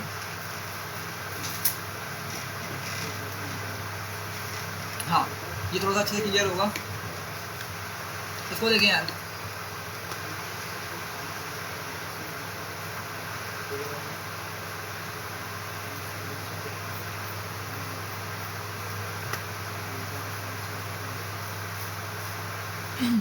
चले यहाँ देखें, ये जो है ना स्मार्टफोन ब्रांड्स का एक कंपैरिजन है, ठीक है। अब प्रोडक्ट वन को हम, इन्होंने प्रोडक्ट वन लिखा, हम लेट से सैमसंग बोलते हैं फॉर एग्जांपल, जस्ट समझाने के लिए कि प्रोडक्ट वन बेसिकली सैमसंग को शो कर रहा है। तो ज़रा देख रहे हैं ये कितना बता रहा है, 1%। मतलब ये सिर्फ ऊपर कितना गया, कितना बड़ा बार बना, सिर्फ 1% पर आगे रुक गया। मतलब ओवरऑल जो स्मार्टफोन की मार्केट है उसमें जो सैमसंग रोल प्ले करता है सिर्फ 1% है। मतलब और जो कि रियलिस्टिक नहीं है, सैमसंग का ज़्यादा इसमें रोल है, बीच वाला ज़्यादा होगा। एप्पल, हम इसको ये बोल सकते हैं, लेट से ये एप्पल है फॉर एग्जांपल, ये हम इसको सैमसंग भी कंसिडर कर सकते हैं। अच्छा, तो लेट से चले हम प्रोडक्ट 6 को सैमसंग मान लेते हैं, और प्रोडक्ट 7 के हमारे पास लेट से एप्पल का ब्रांड है। तो समझिएगा बात को कि ये बार प्लॉट्स क्या करते हैं, हमारे पास एक्स एक्सिस पर ना उनके नेम्स होते हैं, टेक्स्ट होता है, और वाई एक्सिस पे क्या होता है कि उसका कितना कंट्रीब्यूशन रहा या उससे कितनी वैल्यू, कितना रेवेन्यू बनाया, जो भी एक वैल्यू है आपके पास वो शो हो रही होती है, ठीक है।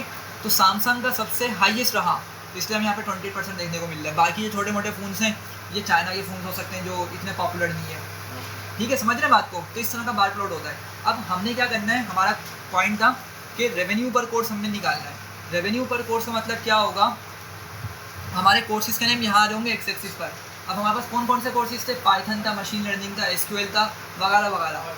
हाँ, कोई भी रैंडम हाँ, ये सारे एक्स एक्सिस पर आएंगे और हमें बताना है कि इन्होंने कितना रेवेन्यू जनरेट करके दिया। समझ रहे हैं बात को। लेट से पाइथन में जितने लोगों ने इनरोलमेंट करी होगी, मतलब मैं बोल सकता हूँ इस कोर्स से मेरा उतना रेवेन्यू जनरेट करके दिया, समझ रहे हैं। तो पाइथन का लेट से बाहर चला गया 40,000 तक फॉर एग्जाम्पल, कि पाइथन के सिंगल कोर्स ने क्या किया 40,000 तक का रेवेन्यू जनरेट करके दिया, ठीक है। फिर एसक्यूएल का आया, एसक्यूएल ने क्या किया, लेट से 5,000 का दिया, तो 5,000 मतलब छोटा सा इसका बाल बन रहा होगा, समझ रहे हैं बात को। तो हमने ये वाला काम करवाना है। चलें इसके लिए क्या करेंगे, सबसे पहले आपको अगेन वही काम करना पड़ेगा, आपको पहले मर्ज करना पड़ेगा। क्यों? क्योंकि आपको सारी डिटेल्स निकालनी प्राइस की।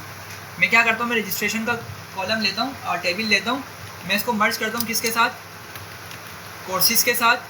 और किस पर मर्ज करूँगा भाई, कोर्स आईडी पर। ठीक है, ज़रा देखें मैं क्या बता रहा हूँ। देखें ये रजिस्ट्रेशन का मैंने कॉलम क्यों उठाया, क्योंकि रजिस्ट्रेशन के अंदर ही बेसिकली मेरे वो स्टूडेंट्स मौजूद हैं जो मेरे रेवेन्यू ला के दे रहे हैं मुझे। ठीक है, उन्हीं से असल रेवेन्यू आ रहा है। और ये प्राइस क्या कर रहा है, मुझे बता रहा है कि वो कितना रेवेन्यू दे रहे हैं, तो इसलिए इन दोनों को मर्ज किया है। एक स्टूडेंट्स का टेबल भी है, लेकिन उससे अभी हमें फ़िलहाल कोई इन्फॉर्मेशन निकालनी नहीं है, नाम हम कुछ भी नहीं निकालना, हमें तो क्या करना है, रेवेन्यू पर कोर्स का बार प्लॉट बनाना है। तो ज़रा देखें, कोर्सेज़ के नेम आ गए, प्राइस आ गए।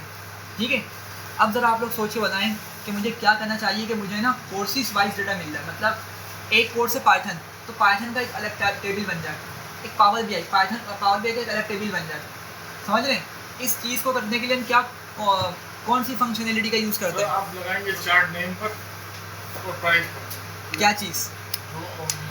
Group by. अभी आप जो लगाएंगे ग्रुप बाय होगा। आपने मंथ का हाँ, किया था। मंथ पर भी मैंने किया था, ये ग्रुप बाय होगा। कि मैं चाह रहा हूँ पाइथन वाले सारे एक जगह, पाइथन वाले देख रहे हैं, एक आपका यहाँ पर भी है, नीचे भी आ रहा है, और इस तरह करके डिफरेंट लोकेशन पर आ रहा है। अगर आप चाह रहे हैं कि सारा डेटा उठकर एक ही टेबल में हमें शो हो जाए, ऑफकोर्स दिखेगा नहीं वो टेबल, लेकिन आप इमेजिन करें ग्रुप बना देगा वो, उसके बाद एक SQL का एक अलग ग्रुप बना देगा, तो हम इसका अपनी कैलकुलेशन आसानी से परफॉर्म कर सकते हैं। तो मैंने इसको बोला डॉट ग्रुप बाय, और क्या नाम दूंगा इसको, कोर्स नेम। ठीक है, प्रिंट करने का फ़ायदा होगा नहीं कुछ, तो मैं प्रिंट नहीं कर रहा, मैं आगे बढ़ता हूँ। और मैं क्या बोलूँगा, इस ग्रुप बाय करने के बाद किस कॉलम को निकालो, मेरे प्राइस के कॉलम को निकालो। अच्छा, अभी भी कुछ डेटा नहीं दिखेगा, तो मैं डायरेक्ट इसको बोलता हूँ, अच्छा इसको सम भी कर दो, तो डेटा निकालना इसको सम भी कर दो। अब जरा आउटपुट देखें, ये हर कोर्स वाइज कोर्सेज़ के हिसाब से इसने क्या किया, प्राइस को उठा के ला के दे दिया। कोर्स का नेम आ गया और प्राइस ला के दे दी, कोर्स का नेम आ गया, प्राइस ला के दे दी। लेकिन एक मसला है, सॉर्ट नहीं है डेटा। ऊपर 24,000 आ रहा है तकरीबन 25,000 के करीब, और नीचे 39,000 आ रहा है, तो हम सही से एनालाइज नहीं कर पा रहे। हम इसको क्या बोलेंगे, सॉर्ट कर दो। किसको सॉर्ट कर दो? एग्जैक्टली, सॉर्ट वैल्यूज़ करो, और असेंडिंग क्या होगा मेरा, फॉल्स होगा, तो डिसेंडिंग ऑर्डर में लेकर आओ। ठीक है, तो ज़रा देखें, मशीन लर्निंग सबसे टॉप पर आई है। इसका मतलब क्या है कि मशीन लर्निंग की मदद से सबसे ज़्यादा रेवेन्यू जनरेट किया गया है। ठीक है, तो एक ये इंसाइट निकल आई। अब आप क्या करेंगे, अगले महीने भी हो सकता है आपका ज़्यादातर रुझान हो कि क्या करे वो इंस्टीट्यूट अगले महीने इस कोर्स को निकाल ले। ऐसे ही होगा ना भाई, एक इंसाइट आपने निकाल ली डेटा से। सही है यहाँ तक? हाँ भाई, जल्दी से बताएं। अच्छा, हमने क्या करना है, प्लॉट बनाना है इसका प्लॉट बनाना है, ताकि हम क्या कर सकें, ईजिली विजुअलाइज कर सकें। अच्छा, मैं कुछ देर के लिए इस पार्ट को हटा देता हूँ, या मैं इसको लेने देता हूँ, काम करता हूँ, नीचे आता हूँ, और नीचे आके मैं इतनी चीज़ को हटाता हूँ, और अब मुझे प्लॉट बनाना है। अच्छा, प्लॉट मैं आपको सिखाऊंगा इंशाल्लाह।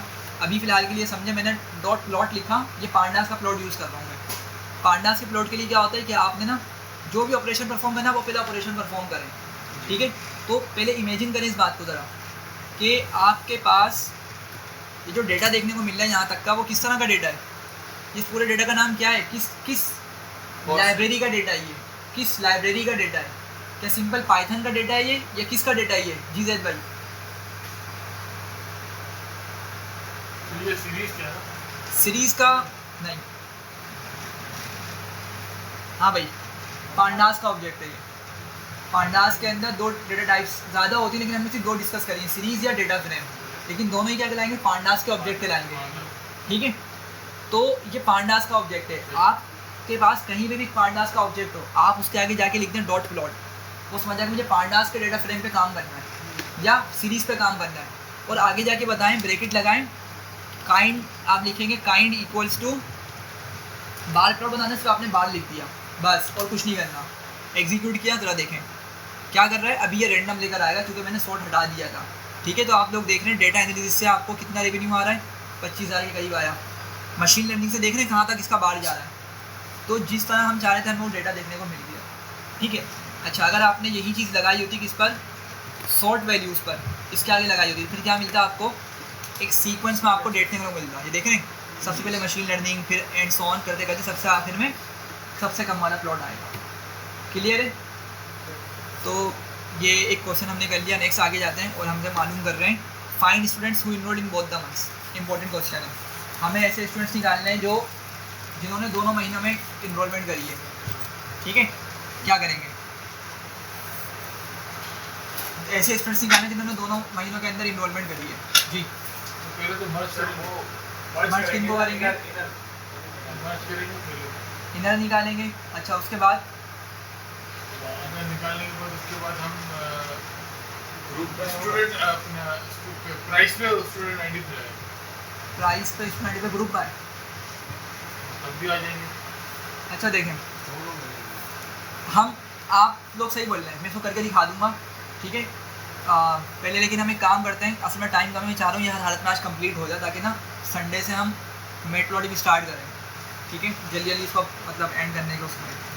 मैं आपको पहले असल इसका तरीका बताता हूँ, फिर मैं आपके वाले भी मैं पॉइंट ले चलूँगा, उससे भी हो जाएगा, आप लोग सही बोल रहे हैं, ठीक है।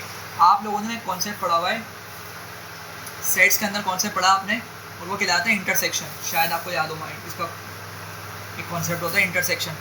यूनियन क्या होता है? सेट का एक यूनियन ऑपरेशन परफॉर्म होता है। वो यूनियन क्या होता है कि दोनों सेट्स के एलिमेंट को पकड़ो और एक मरतबा लिख लो, एक मरतबा। अब जैसे 3 4 दो मरतबा आ रहा है, लेकिन उसको एक मरतबा लिखे हुए यूनियन ऑपरेशन होता है। इंटरसेक्शन में क्या होता है कि कॉमन वाले को ले आओ, ठीक है। तो अगर मैं इस पर इंटरसेक्शन लगा दूँ, यहाँ पे ए और बी में इंटरसेक्शन किस तरह लिखते हैं हम? इस तरह करके लिखते हैं, ए इंटरसेक्शन बी, तो क्या करेगा? मुझे सिर्फ 3 और 4 लाकर दे देगा, ठीक है।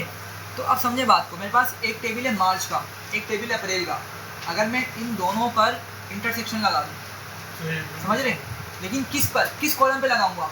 मार्च के अंदर भी क्या डेटा मौजूद है? स्टूडेंट आईडी, कोर्स आईडी, ये 2 कॉलम्स मौजूद हैं।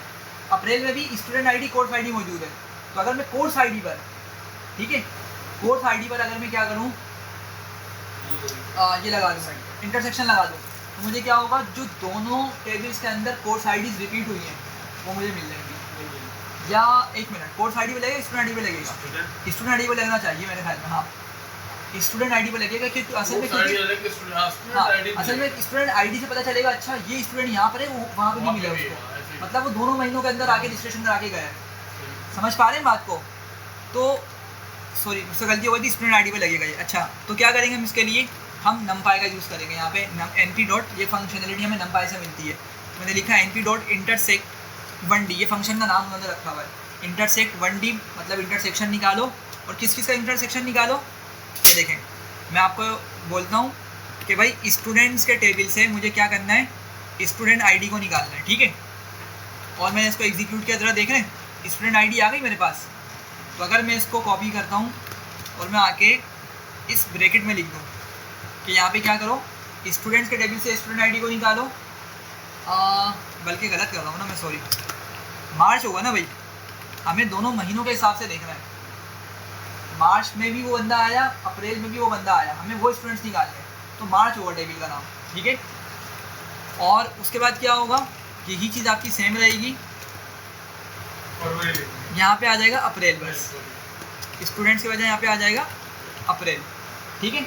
अप्रैल के अंदर भी स्टूडेंट आईडी मौजूद है, एक मरतबा देखते हैं, हमें ये वो आईडीज़ मिल गई क्या कि इन स्टूडेंट आईडीज़ वालों लोगों ने दोनों मंथ्स के अंदर रजिस्ट्रेशन करी है। यहाँ तक क्लियर है भाई? अच्छा, अब हमें असल में इनका डिटेल देखनी है, इनकी हमें डिटेल देखनी है, क्योंकि आईडी से हमें क्या पता चल रहा है? डिटेल देखें ताकि पता चलेगा अच्छा स्टूडेंट का नाम ये है, ठीक है। अब क्या करूँगा उसके लिए, मैं एक टेक्निक यहाँ पे यूज़ करूँगा, और शायद मुझे अभी एग्जैक्टली याद नहीं, मैंने पढ़ाया था नहीं पढ़ाया था। numpy का ना एक और मेथड होता है इजिन बोलकर, मतलब इजिन करके एक मेथड है, इजिन उसका नाम है। अब वो दिखा किस तरीके से जाता है, मैं क्या करूँगा, हाँ देखें ज़रा समझें, मैं स्टूडेंट्स आईडी लिखूँगा, सॉरी स्टूडेंट्स में से मैं स्टूडेंट आईडी को निकालूंगा। पहले ये लिखता हूँ फिर समझाता हूँ क्या बोल रहा हूँ। मैंने स्टूडेंट्स के टेबल से स्टूडेंट आईडी निकाली, आ गई, ऐसे ही है। और अभी हमने ये जो इंटरसेक्शन वाली पार्ट निकाली, ये भी क्या है? दोनों मंथ्स के अंदर जो सेम स्टूडेंट आईडीज़ हैं वो मिली हैं मुझे, ठीक है। तो मैं इस पूरे पार्ट को कॉपी कर लेता हूँ और मैं आके लिखता हूँ आगे डॉट इज इन, ठीक है। अच्छा, बिल्कुल इंग्लिश की तरह ही है, देखें, स्टूडेंट्स के टेबल से क्या निकालो? स्टूडेंट आईडीज़ को निकालो। आपके सामने वो सारी आईडीज़ को निकाल के लिए आया, ठीक है। अच्छा, हम क्या बोल रहे हैं? इन स्टूडेंट आईडीज़ को चेक करो। क्या चेक करो? इज इन, मतलब वो मौजूद हैं किसके अंदर? इस आगे वाले हिस्से के अंदर, समझ रहे हैं। और इस पार्ट के अंदर हमें क्या डेटा मिलेगा? ये मिलेगी एरे, एरे मिलेगी, समझ रहे हैं बात को। तो हम क्या बोल रहे हैं एक तरीके से ट्रू या फॉल्स में हमें आंसर दो। किस तरह का आंसर दो? हम बोल रहे हैं स्टूडेंट के टेबल से स्टूडेंट आईडी का डेटा निकालो और इसको चेक करो कि वो मौजूद है या नहीं। किसके अंदर? हमारी इस वाले पार्ट के अंदर, और वो इंटरसेक्शन वाला पार्ट है। अगर मौजूद हुई तो ज़रा आउटपुट देखिए क्या मिलेगा, ट्रू और फॉल्स मिल जाएगा। देख रहे हैं, ट्रू मौजूद है, अच्छा भाई ये वाली आईडी मौजूद है। अब आईडी क्या पता नहीं हमें, लेकिन वो ट्रू उसने दे दिया हमें, ये वाली आईडी मौजूद नहीं है। ठीक है, अच्छा आप लोग बताएं, जब मुझे बूलियन मिल जाए तो मुझे डेटा निकालने के लिए क्या करना पड़ता है? मास्किंग। तो अगर मैं इस पूरे पार्ट को स्क्वायर ब्रैकेट में बंद करूं और मैं इसको बोलूं कि जहाँ जहाँ ट्रू मिल रहा है ना, उन लोगों का डेटा ला के दे दो स्टूडेंट्स के टेबल के अंदर से। अब ज़रा देखें, ये स्टूडेंट्स की डिटेल आ गई कि भाई वो स्टूडेंट आईडी वाला बंदा जो है उसका नाम अब्दुल्ला है, उसका पार्टनर ये है। स्टूडेंट आईडी 3 वाला बंदा जो है उसका नाम ताहा है, उसका पार्टनर ये है, एंड सो ऑन। तो हमने ये स्टूडेंट्स की थोड़ी सी डिटेल निकाली। क्लियर है यहाँ तक? तो ये टेक्निक है जो आप अभी नीचे और मरतबा यूज़ करेंगे, इसको माइंड में रखिएगा। सही है, आगे बढ़ते हैं। अच्छा, जो आप लोग अभी डिस्कस कर रहे थे ना, ये आप लोग होमवर्क करके आइएगा, या अगर अभी एंड में टाइम बच जाता है तो फिर मैं उसको डिस्कस कर लूँगा सारे पॉइंट को। ठीक है, याद दिला दिएगा उसे एक मरतबा। आगे चलें, जल्दी से वो देखें। Find courses that got no enrollment. अच्छा क्वेश्चन है कि भाई अब ऐसे कोर्सेज भी बताओ कि जिसमें किसी ने भी इनरोलमेंट करी ही नहीं। समझ रहे हैं बात को? चले आ जाए, आप लोग ज़रा मुझे देख के बताएं जल्दी से। अच्छा, आप लोग मुझे बताएं कि क्या क्वेश्चन था कि find courses that got no enrollment. ऐसे कोर्सेज बताओ जिसके अंदर इनरोलमेंट नहीं हुई। ठीक है, सबसे पहले तो ज़रा जल्दी से बताएं मेरे पास कितने टेबल्स मौजूद हैं? हाँ, कितने टेबल्स हैं टोटल? 4 है, टोटल 4 है। कोर्सेज का नाम है, एक कोर्सेज का टेबल है, एक स्टूडेंट्स का टेबल है, एक मार्च का टेबल है, एक अप्रैल का टेबल है। ठीक है, अच्छा फिर हमने अपना काम आसान किया, हमने मार्च और अप्रैल को कॉन्केट करके एक रजिस्ट्रेशन नाम के वेरिएबल में से सेव करा दिया डेटा को। ठीक है, तो आप अब इसको 3 कंसिडर करें या 4 करें, आपके ऊपर है। चलें ज़रा सोच के बताएं कि क्या होना चाहिए इस क्वेश्चन के अगेंस्ट, क्या हमारी सोच होनी चाहिए? टेबल आप बोल रहे हैं, टेबल में तो फाइलें हैं अलग अलग। टेबल में फाइल है मतलब अप्रैल और मार्च में टेबल कॉलम बनाया है, ये अलग फाइल है। देखें, अप्रैल का एक वेरिएबल है, उसमें पूरा अप्रैल का डेटा आ रहा है, अप्रैल की रजिस्ट्रेशन का डेटा आ रहा है। मार्च का एक वेरिएबल है, उसमें मार्च की रजिस्ट्रेशन का डेटा आ रहा है। सही है, तो अब क्या देखना है कि हमें वो कोर्सेज निकालने हैं जिसमें इनरोलमेंट या रजिस्ट्रेशन हुई ही नहीं। ठीक है, देखें तो इनको मर्ज करेंगे, उस पर पहले तो कोर्सेज पर करेंगे, कोर्सेज के बाद फिर वो प्राइस पर करेंगे। प्राइस से पता चलता है कि इनरोलमेंट होगी कि नहीं। पहले तो ये डिसाइड करना है कि मैं किन 2 टेबल्स को मर्ज करूँगा, किन 2 डेटा फ्रेम्स को मर्ज करूँगा। ये सबसे पहले तो ये सोचना है। स्टूडेंट और इनके कोर्सेज के नाम, स्टूडेंट्स को और कोर्सेज का नाम को नहीं, तो सिर्फ कोर्सेज को प्राइस को मर्ज करें, फिर कोर्सेज को प्राइस को करेंगे, उसमें पता चल जाएगा ना कि सर कौन से कोर्सेज में इनरोलमेंट नहीं हुई है, तो वहाँ पर जीरो। मतलब आप ये बोल रहे हैं कोर्सेज के टेबल से मैं किसको निकालूं? प्राइस पैसे उसी का आए होंगे जिसमें इनरोलमेंट हुई है। मैं शायद समझ नहीं पा रहा आपकी बात को। देखिए मैं आपको एक चीज़ बता दूँ। पहले आप लोगों ने ना एक कॉन्सेप्ट पढ़ा, पहले आपको कॉन्सेप्ट की हिंट देता हूँ, फिर हो सकता है आप लोग अच्छे समझ सकें। मैं यहाँ पर आता हूँ, मैं अगेन वही सेट की एग्जाम्पल लेता हूँ। लेट से मेरे पास सेट ए है और इसमें क्या क्या मौजूद है, 1 2 3 4। ठीक है, एक सेट बी है, इसमें मौजूद है 3 4 5। ठीक है, अच्छा सेट का एक ऑपरेशन होता है माइनस का ऑपरेशन होता है, तो उसमें हम क्या करते हैं, a माइनस बी लिखते हैं, इसको हम डिफरेंस बोलते हैं। अगर मैंने a माइनस बी लिखा तो क्या होगा, कैंसिलेशन होती है, जो कॉमन है वो कैंसिल हो जाएंगे। तो ज़रा बताएं 2 3 4 मौजूद है, कट गया। कौन कौन रह गया, 1 और 5। लेकिन 1 कौन से टेबल में, 1 कौन से सेट में, फर्स्ट 5 सेकंड वाले सेट के अंदर है।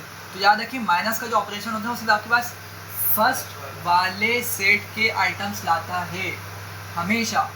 तो आपको आंसर में क्या देखने को मिलेगा, 1 देखने को मिलेगा। ठीक है, 5 नहीं आएगा। समझ रहे हैं? चले मैं आपको बताता हूँ। अब जो असल चीज़ थी ना आपकी, 5 असल में रूल है इसका। एक माइनस होता है, देखें एक ऑपरेशन होता है माइनस का, एक होता है डेल्टा का। डेल्टा दोनों लाता है एग्जैक्टली। डेल्टा ऑपरेशन अगर आपने किया होता ना, डेल्टा को भी अब एग्जैक्टली नाम मुझे याद नहीं है, डेल्टा क्या कहलाता है, डिफरेंस ही कहलाता है शायद। दोनों डिफरेंस होते हैं, एक सब्ट्रैक्शन वाला होता है माइनस साइन, लेकिन ये क्या करता है सिर्फ फर्स्ट वाले टेबल के एलिमेंट को लाएगा। हाँ डेल्टा यूनियन के साथ होता है। डेल्टा यूनियन के इसके साथ माइनस जब दोनों साइड को यूनियन करके देता है। हाँ सही है, एक तरीके से बोल सकते हैं कि माइनस करने के बाद क्या होगा, दोनों या दो से ज़्यादा सेट्स के जो रिमेनिंग एलिमेंट्स होंगे टोटल उन सबको लाकर दे देगा। लेकिन माइनस क्या करता है, सिर्फ फर्स्ट वाले सेट को लेकर एलिमेंट को, रिमेनिंग एलिमेंट को लेकर आता है। ठीक है, अब आप लोग सोचें असल रजिस्ट्रेशन का डेटा कहाँ मौजूद है, रजिस्ट्रेशन टेबल के अंदर मौजूद है।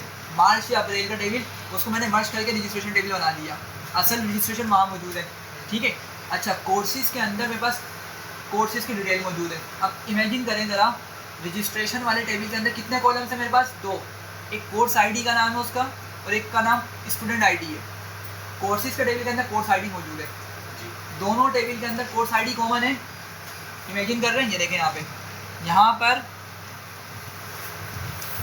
रजिस्ट्रेशन है मेरे पास, पहला सर्कल है रजिस्ट्रेशन का, ठीक है, और दूसरा सर्कल किसका है, क्या बोला था मैंने, कोर्सेज का, सिर्फ मैं CRS लिख देता हूँ, कोर्सेज। ठीक है, अब बताएं कि अगर हम इंटरसेक्शन निकालेंगे तो क्या मिलेगा, ये वाला पार्ट मिलेगा। ठीक है, लेकिन हमने क्या करना है, हमें तो वो कोर्सेज निकालने हैं, समझिएगा क्वेश्चन को, वो कोर्सेज निकालने हैं जिसमें इन्वॉल्वमेंट नहीं हुई। समझ पा रहे हैं बात को? तो कौन से वाले हिस्से को हम टारगेट कर रहे हैं, कौन से हिस्से को हम टारगेट कर रहे हैं, सोच के बताएं। कोर्सेज को, तो क्या मेरे पास ये वाला एरिया होना चाहिए, नहीं होना चाहिए, ये वाला एरिया होना चाहिए सिर्फ, इसी पे तो हम काम करेंगे। हाँ ये बात समझ रहे हैं, ये वाला हिस्सा भी एक्सक्लूड है, ये वाला हिस्सा भी एक्सक्लूड है, सिर्फ आपका ये वाला हिस्सा होना चाहिए। क्यों, हम क्या बोल रहे हैं, find the courses that got no involvement, जिसमें इन्वॉल्वमेंट हुई नहीं। सही है, बात क्लियर हो रही है यहाँ तक? तो मुझे इस राइट वाले साइड को मतलब हैंडल करना है। अच्छा एक बात हो गई, दूसरी बात इमेजिन करें, अभी मैं आपको एग्जाम्पल बताइए माइनस वाली एग्जाम्पल मैंने आपको बताइए ना, अगर मैं माइनस वाली टेक्निक यहाँ पे लगाता हूँ तो मुझे क्या मिलेगा, क्या मुझे मेरा डिजायर्ड आंसर मिलेगा या नहीं मिलेगा, नहीं मिलेगा।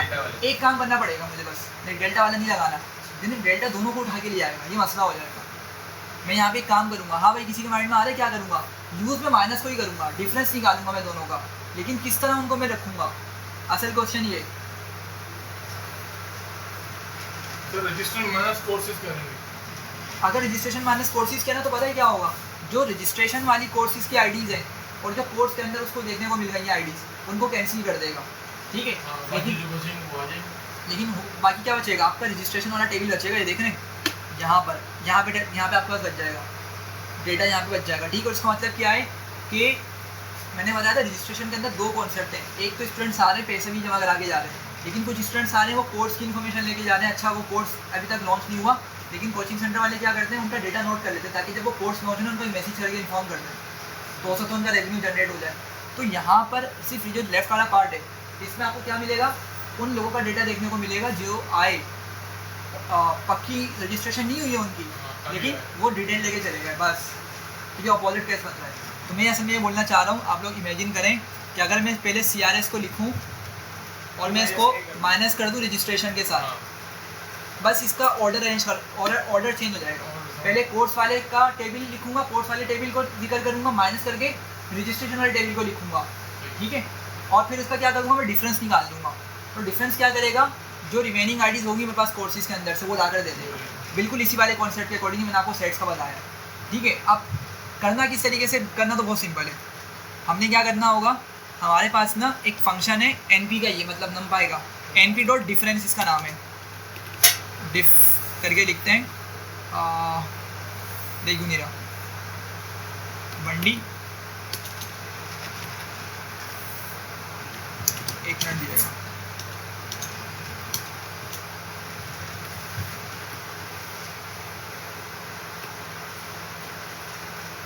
अच्छा सॉरी, डिफरेंस था क्या था, एक मिनट दिमाग से किसी के माइंड में आ रहा है क्या होता है फंक्शन का नाम, एक मिनट सर्च कर लूँ।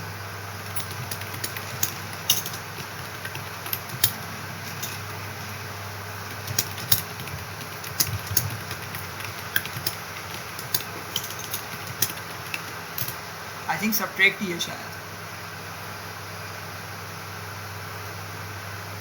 हाँ सेट डिफरेंस है, सॉरी क्या नाम है इसका, सेट डिफरेंस 1D है। तो देखें NP dot set difference 1D ये वाला फंक्शन है हमारा जो ये काम करके ला कर देगा। और अब ज़रा जल्दी से बताएं, पहले मैं किसका नाम लिखूंगा, कोर्सेज का नाम लिखूंगा, और कोर्सेज का बस नाम लिख के छोड़ दूँ क्या मैं? नहीं, कॉलम निकालूंगा मैं इसमें से। कौन सा कॉलम निकालूंगा? कोर्स आईडी का निकालूंगा कॉलम, ताकि मेरे पास यहाँ से भी कोर्स आईडी का कॉलम आए, वहाँ से भी कोर्स आईडी का कॉलम आए, कैंसिलेशन ऑफ सेम वालों की, और जो रिमेनिंग होंगे कोर्सेज के अंदर वो मुझे मिल जाएंगे। क्लियर है? कोर्सेज कोर्स आईडी, और आगे बताऊंगा इसको मैं रजिस्ट्रेशन और कोर्स आईडी। ठीक है, चलें एग्जीक्यूट करते हैं पहले। तो 11 और 12 ये कोर्सेज आ गए कि 2 कोर्सेज हैं हमारे पास जिसमें इन्वॉल्वमेंट नहीं हुई। ठीक है, अच्छा, लेकिन अब इन कोर्सेज को निकालना है, देखना नहीं ऊपर जाके, यहीं पे खड़े खड़े क्यूरी से निकालना है।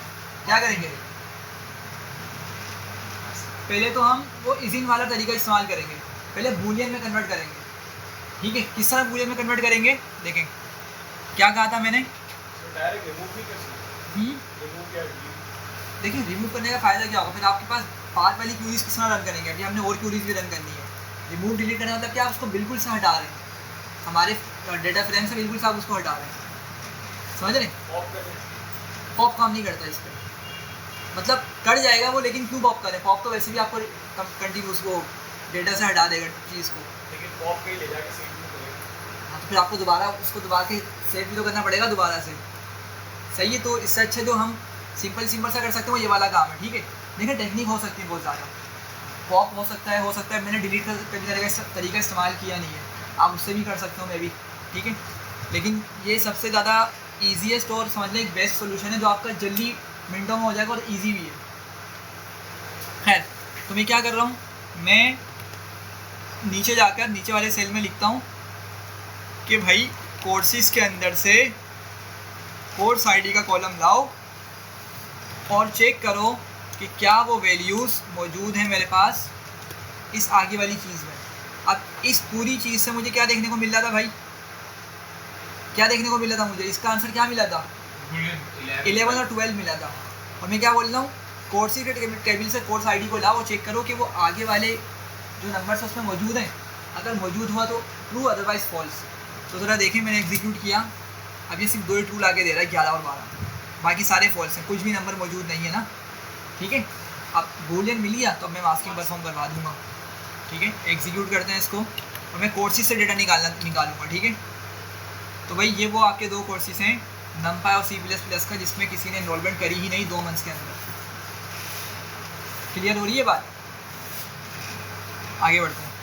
Find students who did not enroll into any course. अब आप लोग ये सोच के बताएं, जल्दी, टाइम कम है। ऐसे स्टूडेंट्स का बताएं जिन्होंने किसी कोर्स में इन्वॉल्वमेंट नहीं करी। जैसी कोई क्वेश्चन माइंड में आए ना, आपको पहले तो कहानी पता होनी चाहिए तमाम टेबल्स की। कहानी मतलब डिटेल, स्टूडेंट्स के अंदर स्टूडेंट्स का डेटा मौजूद है। ठीक है, अब वो स्टूडेंट्स हो सकता है रजिस्ट्रेशन करवा के गया हो या सिर्फ विजिट करके चला गया हो, सारा डेटा स्टूडेंट टेबल के अंदर हमें देखने को मिलेगा। रजिस्ट्रेशन के अंदर भी क्या है कि रजिस्ट्रेशन के अंदर ये सिनेरियो है कि रजिस्ट्रेशन करवा भी लिए हो सकता है या सिर्फ डिटेल दे दी उसने, उसका नोट कर लिया। हाँ भाई, प्राइस भी सब कोर्सेज की आ रही है। प्राइस देखें, सब कोर्सेज की आ रही है, प्राइस तो कोई जिसमें रजिस्ट्रेशन हुई है ना, पैसे दिए हैं, उसके अंदर आई है।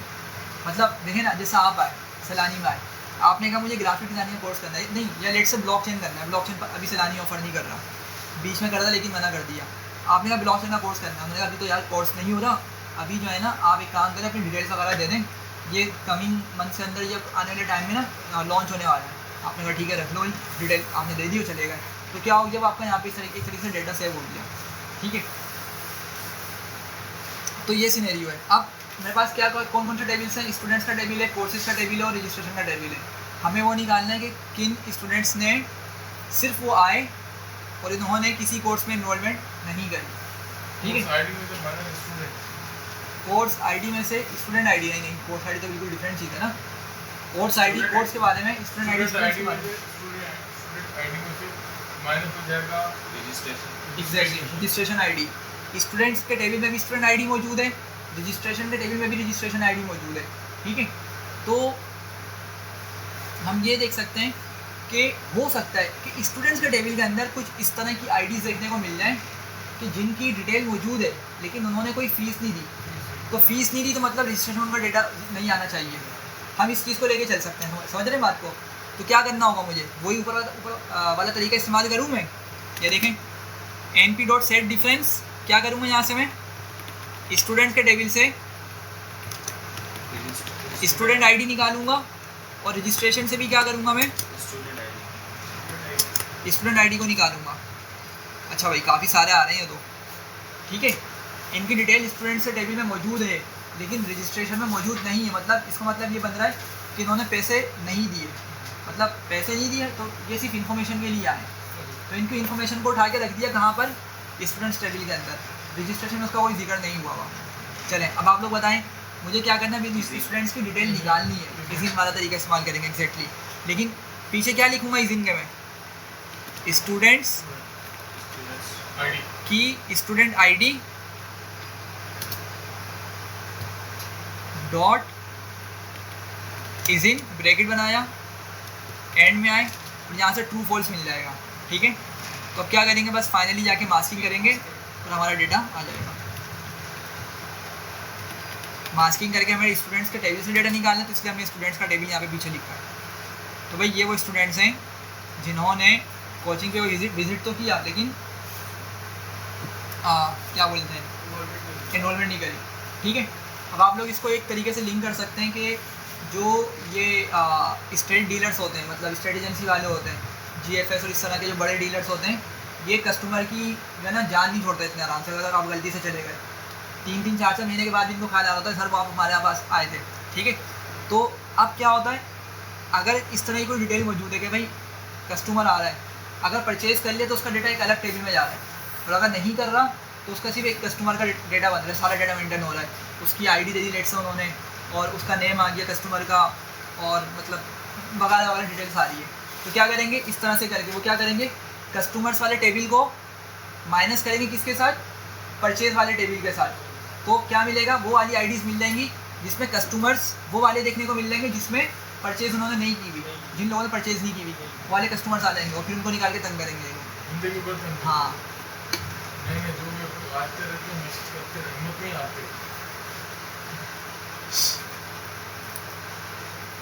सही है भाई, यहाँ तक क्लियर है।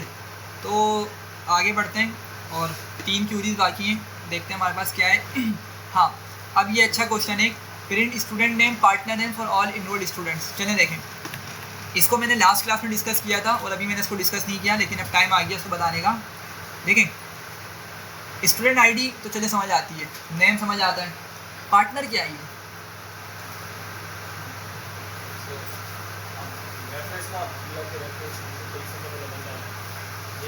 हाँ बिल्कुल बिल्कुल। तो इसका सिनेरियो ये है कि भाई अब्दुल्ला आया, उसने कोचिंग सेंटर में आके इन्रोलमेंट करी या नहीं करी लेट से, लेकिन वो अपने पार्टनर को ले आया। जैसे होता है ना कुछ कोचिंग सेंटर से कुछ इस तरह के लोग डिस्काउंट दे रहे होते हैं डिफरेंट जगहों पे कि एक बंदे को ले आओगे तो आपको इतने % ऑफ मिल जाएगा। ठीक है, हाँ रेफ़र कर दोगे तो आपको ऑफ मिल जाएगा। ठीक है, तो ये वो वाला सिनेरियो है कि अब्दुल्ला ले आया 23 वाले बंदे को, सही है, उसकी आईडी 23 है, मतलब वो जो बंदा है ना उसको 23 आईडी मिली, और जो है ना क्या बोल सकते हैं 23 पे देखें ये आईडी है, वो उवैस बंदा है। ठीक है, तो उवैस किसको ले आया, 18 वाले को ले आया। इस तरह से पूरा एक चेन चली आ रही है। ठीक है, तो हर बंदा जो आ रहा है वो लाजमी किसी न किसी पार्टनर को लेकर आ रहा है।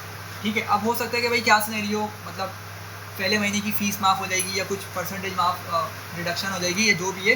तो अब हमें क्या करना है, हमने ये करना है 23 जो आ रहा है ना, अब वो हमें नीचे जाके नाम देखना पड़ रहा है, हम इसका नाम इसी के आगे लेकर आना चाह रहे हैं कि अच्छा भाई 23 है तो उसका बंदे का नाम ये है, हम ये काम करना चाह रहे हैं। तो क्या करेंगे, अच्छा एक जल्दी से बात समझें, ये पहला क्वेश्चन है हमारे पास जिसके अंदर हमने इसी टेबल को इसी टेबल से मर्ज करना है। समझें, स्टूडेंट का नेम भी यही मौजूद है, पार्टनर भी मौजूद है, और इस पार्टनर का जो नेम उठेगा वो भी इसी टेबल से उठेगा, अलग टेबल नहीं है मेरे पास कोई। बात समझ रहे हैं, पार्टनर की डिटेल भी इसी स्टूडेंट्स के टेबल के अंदर मौजूद है। तो अब मैं एक टेबल को उसी के साथ मर्ज कर रहा हूँ, ये हमारा कहलाता है सेल्फ ज्वाइन। ठीक है, इसको नाम दिया जाता है सेल्फ ज्वाइन कहलाता है। जी जी बोलें। यूनिवर्सल होगा मतलब किस सेंस में आप बोल रहे हैं, सेट कब है? मतलब बोलने को हम बोल सकते हैं, लेकिन यूनिवर्सल सेट ये नहीं होता कि उसके अंदर मतलब लेट से आपके पास एक यूनिवर्सल सेट है, उसमें 1 से लेकर 20 तक के नंबर्स मौजूद हैं जो नॉर्मल हम मैथ में पढ़ते हैं। अब ए आपके पास एक सेट है, उसमें 1 से लेकर 8 तक के नंबर्स हैं। बी एक सेट है, उसमें 9 से लेकर 14 तक के नंबर्स हैं। और सी एक सेट है, उसमें 15 से लेकर 18 तक के नंबर्स हैं। 3 सेट हैं टोटल ने, मतलब तीनों सेट्स में ए बी सी ने क्या किया, उस यूनिवर्सल सेट के 18 तक के नंबर्स तो ले लिए, लेकिन 2 नंबर्स अभी भी बचे हुए हैं। यूनिवर्सल सेट यही होता है। और वो फिर कहाँ देखने को मिल रहा होता है हमें, ये देखें मैं बता दूँ क्या बोल रहा हूँ। आपका वो सिनेरियो इस तरह से होता है, आपने इसको देखा भी होगा कि हम जब वेन डायग्राम बनाते हैं तो इस तरह का बॉक्स बनाते हैं लाजमी, ठीक है। अब ये 2 सर्कल्स हैं हमारे, ठीक है, तो चले 3 ही कंसिडर कर लें, ठीक है। ये है ए, ये है बी और ये है सी। अब अगर सारे ही कॉमन नंबर्स नहीं है, मतलब सारे ही यूनिक नंबर्स हैं, तो क्या होगा, 1 से लेके मैंने कहा 8 तक यहाँ पे नंबर्स देखने को मिल रहे होंगे, फिर 9 से लेके 14 तक के यहाँ नंबर्स देखने को मिल रहे होंगे, और यहाँ पे 15 से लेके 18 तक के नंबर्स देखने को मिल रहे होंगे, ठीक है। अब जो 2 नंबर्स रहेगा वो कहाँ जाएंगे, वो आपके बाहर आएंगे, ठीक है, वो नंबर्स यहाँ पर आएंगे। जो भी होगा, मतलब 19 होगा आई थिंक, हाँ 19 होगा और 20 होगा। तो मैं इस यूनिवर्सल सेट को इस सेंस में ले रहा हूँ। अगर आप थोड़ा सा इसको और एक्सप्लेन करें तो फिर हम देख सकते हैं कि मतलब क्या आप इसको सोच के यूनिवर्सल सेट बोल रहे हैं। नहीं, चलिए मैं इसको खुद भी देख लूँगा एक मरतबा, ठीक है। यूनिवर्सल सेट वाली चीज़ को उसमें देख के बता दूँगा, ठीक है। खैर अभी के लिए आगे बढ़ते हैं और इसको जल्दी से मर्ज करते हैं। स्टूडेंट्स डॉट मर्ज किसके साथ करेंगे, स्टूडेंट्स के साथ ही करेंगे, ठीक है, स्टूडेंट्स। चलें, अच्छा ऑन में बताना है हमने, लेकिन एक मसला है यहाँ पे, एक बात समझिएगा। मेरे पास एक कॉलम का नाम है स्टूडेंट आईडी, दूसरे का नाम क्या है, पार्टनर। अभी तक हमने जो भी सिनेरियो देखा ना, हम हमारे कॉलम के नेम सेम हुआ करते थे, लेकिन यहाँ पे कॉलम के नेम डिफरेंट आ गए, ठीक है। अगेन मैं अगर आपको इसकी एग्जांपल पे लेकर आऊँ, लेट से ये स्टूडेंट का डेटा है, यहाँ पे नाम दिया हुआ उसको SID करके, स्टूडेंट का कॉलम का नाम, लेकिन फादर के अंदर इसी चीज़ का नाम दिया हुआ है स्टूडेंट ID, सही है। अब दोनों डिफरेंट कॉलम के नेम्स हो गए, चीज़ है कि डिनोट दोनों चीज़ें एक ही चीज़ को कर दी हैं, लेकिन नेम चेंज हो गया, नेम अलग होगा, कोई मसला नहीं है। पार्टनर्स बोलते हैं अच्छा अगर ऐसा है ना तो क्या करो, एक पैरामीटर होता है एट्रीब्यूट है लेफ्ट ऑन का, आप ये बता दो कि भाई आपके जो बाहर वाला टेबल है ना स्टूडेंट्स का, उसमें आप किस कॉलम को टारगेट कर रहे हो। तो मैंने बताया पार्टनर, कि मैं बाहर वाले टेबल से किसको उठाना चाह रहा हूँ, पार्टनर को उठाना चाह रहा हूँ, ठीक है। और कोमा करके बताऊँगा राइट ऑन, मतलब अंदर वाले टेबल से किसको उठाओ, स्टूडेंट ID को उठाओ, ठीक है। अब ज़रा देखें, एग्जीक्यूट करते हैं मतलब। नेम अब्दुल्ला है, ठीक है, ID क्या है उसकी 23, स्टूडेंट ID, इसकी खुद की ID क्या है 23 है, लेकिन इसका नाम खुद का क्या है OS। समझ रहे बात को, क्या हुआ ये, क्या हुआ कि अच्छा देखिए ज्वाइन तो अभी भी इनर हो रही है, ज्वाइन अभी भी क्या है इनर है, मतलब हम ये बोल रहे हैं कि जो डेटा मिले ना उसी को लेकर आओ। ऐसा भी हो सकता है कि कोई बंदा आया और वो पार्टनर को नहीं लाया, पॉसिबल है ना, तो वो सिनेरियो हमारे पास अभी नहीं है।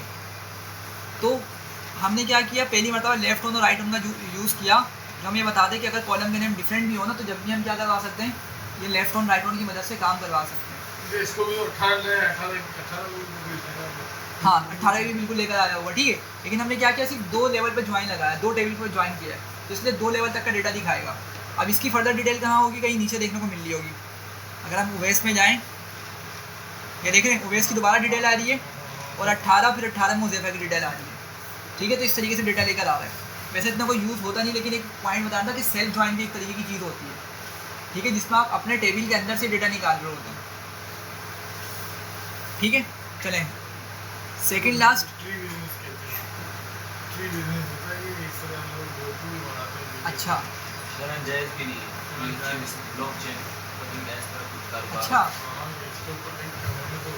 खरीदना वरीदना नहीं होता, बस इतने बंदे आपने पकड़ के आने, फिर वो जो जिनको कमीशन पकड़ के आना होता है, कमीशन इनको पकड़ के आना होता है, उनको भी यही चीज़ सिखाई जाती है कि आपने इतने बंदे पकड़ के आने हैं, आपको कुछ नहीं, बिजनेस होता है। बहुत लंबा तक जाता है, बोलते आप हराम है। करोड़पति बन जाएंगे, ऐसे बन जाएंगे। सही। मेरे दोस्त एक खिले टिक में 2 करोड़ के में चलाएंगे और बर्बाद हो गए। अच्छी पोजीशन है खिले टिक इंजीनियर पर। सही। अच्छा मैं समझ गया। इंडियन के कोई एक बड़ा बंदा था, मुझे नाम याद नहीं आ रहा, किसी को नाम याद है उस बंदे का? खैर वो जो है ना प्रोफेशनल ट्रेनिंग दिया करता था, तो उसका यही कारोबार था। तो फिर ये जब लोगों ने शिकायत करी ना कि ये तो इसका पूरा एक स्कीम लेके चल रहा है बंदा, नाम मुझे याद नहीं है, तो फिर संदीप महेश्वरी को जानते होंगे आप लोग। संदीप महेश्वरी इंडिया का मतलब पॉपुलर बंदा है काफ़ी, बहुत बड़ा बिजनेसमैन भी है। इसलिए भाई कोई किसी को अगर मौका दिलासा दे भी ना, घुसना हाँ, नहीं फिर कारोबार। ये इस बंदे को देखा होगा लाजमी कहीं ना कहीं, हाँ, संदीप महेश्वरी। ये तो वो है अपना बेसिकली मोटिवेशनल स्पीकर। हाँ, मोटिवेशनल हाँ, स्पीकर। तो इसने फिर उस बंदे के खिलाफ आवाज़ उठा, मतलब पूरा केस लड़ा था। बहुत अमीर है ये, और वो भी बड़ा, वो समझ लें ट्रेनिंग दे देके ना, ट्रेनिंग में ऐसा कुछ नहीं था, बस बोलता था कि आपने ना मेरा कोर्स आगे सेल करना है, तो आप ये पूरा स्कीम इसलिए रखी थी, आपने 100 बंदे लाने हैं, 100 बंदों को घेरना है। तो इस तरह करके ना कॉलेज के स्टूडेंट से फर्स्ट टाइम एहतजाज किया था। तो फिर जो है ना ये मैदान, जो कि पैसा तो बहुत है, फिर ये मैदान उतर के आया था और उसके खिलाफ केस लड़ा। उसका सारा जो पैसा हुआ था ना, वो सब कवर हो गया, गवर्नमेंट के मतलब गवर्नमेंट ने जब्त कर लिया। खैर आगे बढ़ते हैं। और find top 3 students who did most enrollment. चलें बताएं क्या है कि टॉप 3 स्टूडेंट्स जिन्होंने सबसे ज़्यादा इनरोलमेंट करी है, ऐसे स्टूडेंट्स जिन्होंने सबसे ज़्यादा इनरोलमेंट करी है, आपको वो निकालना है। तो वो जो आपने इनरोलमेंट वाला प्लाटर लगाया था वही लगा देंगे, और मतलब इनरोलमेंट वाला जो लगाया था ना कि 3 बच्चों ने इनरोलमेंट की है, 2 में इनरोलमेंट की है, हाँ, 2 में, इंटरसेक्शन वाला बोलना है, इंटरसेक्शन। उसके अंदर थोड़ी सी और चेंजिंग करके जाए। लेकिन इंटरसेक्शन में तो सिर्फ 2 वाले मिलेंगे। हो सकता है कोई ऐसा स्टूडेंट भी उसने 5 मरतबा इनरोलमेंट करी हो फिर। हाँ, इनर ज्वाइन किस तरीके से?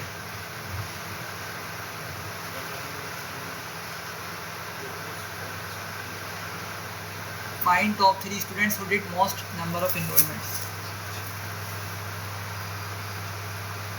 हाँ भाई, डेटा कहाँ मौजूद है? असल रजिस्ट्रेशन में मौजूद है, ठीक है, रजिस्ट्रेशन में मौजूद है। अच्छा, अगर हम रजिस्ट्रेशन से स्टूडेंट आईडी को उठाएं, हमें वहाँ पर एक स्टूडेंट की आईडी मल्टीपल टाइम्स देखने को मिल सकती है। देखें ज़रा क्या मतलब हुआ इसका। मैंने रजिस्ट्रेशन लिखा और रजिस्ट्रेशन के बाद यहाँ देखें, यहाँ पे आईडीज़ लाजमी होंगी इस तरह की स्टूडेंट आईडी।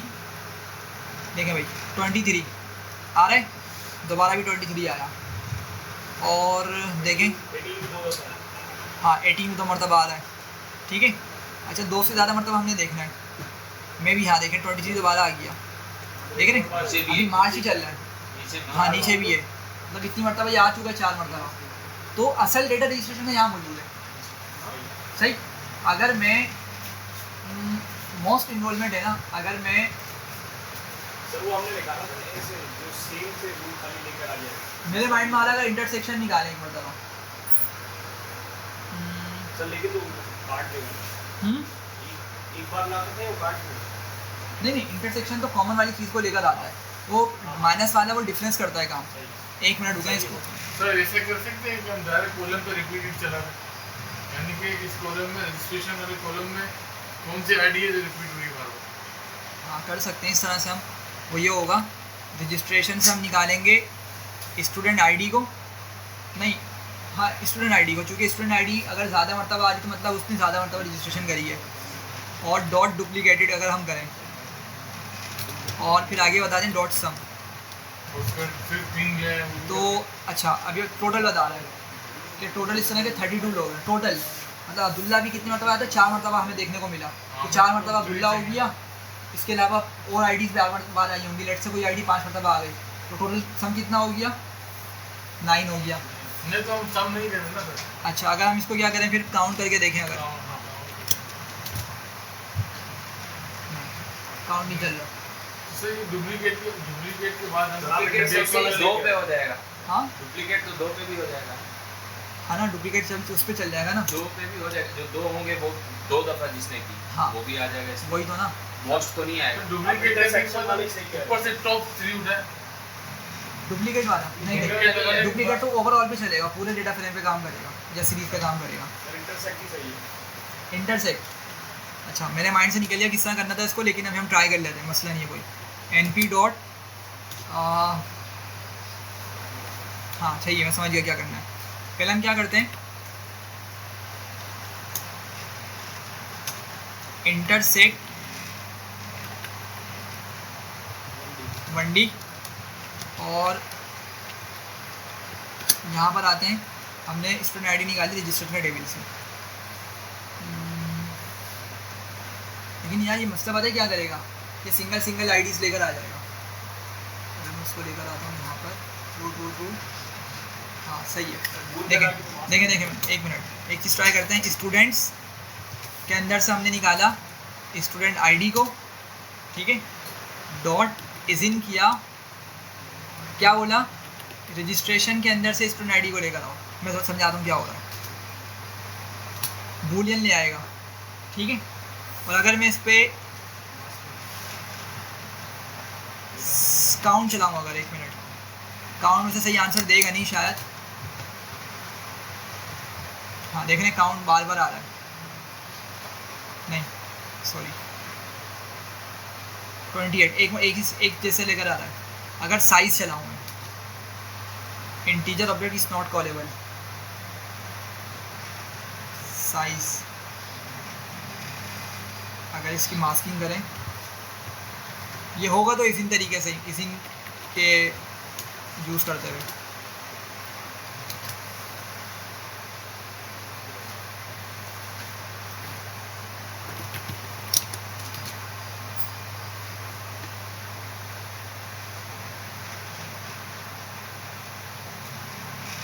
क्या हो रहा है किसी के माइंड में?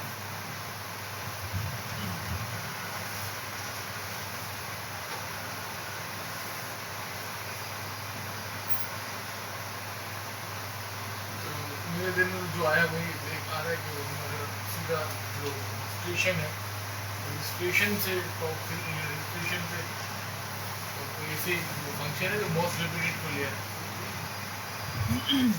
हम ये कर सकते हैं, अगर आप पहली लॉजिक में जाए ना, रजिस्ट्रेशन के अंदर से स्टूडेंट आईडी को निकालें, ठीक है, और इसको एक सॉर्टिंग ऑर्डर में अरेंज कर दें, ठीक है, और डिसेंडिंग करते हैं सर, हाँ उससे निकाल के उसको कर लेते हैं, असेंडिंग खुद ही आ जाएगा वो तो।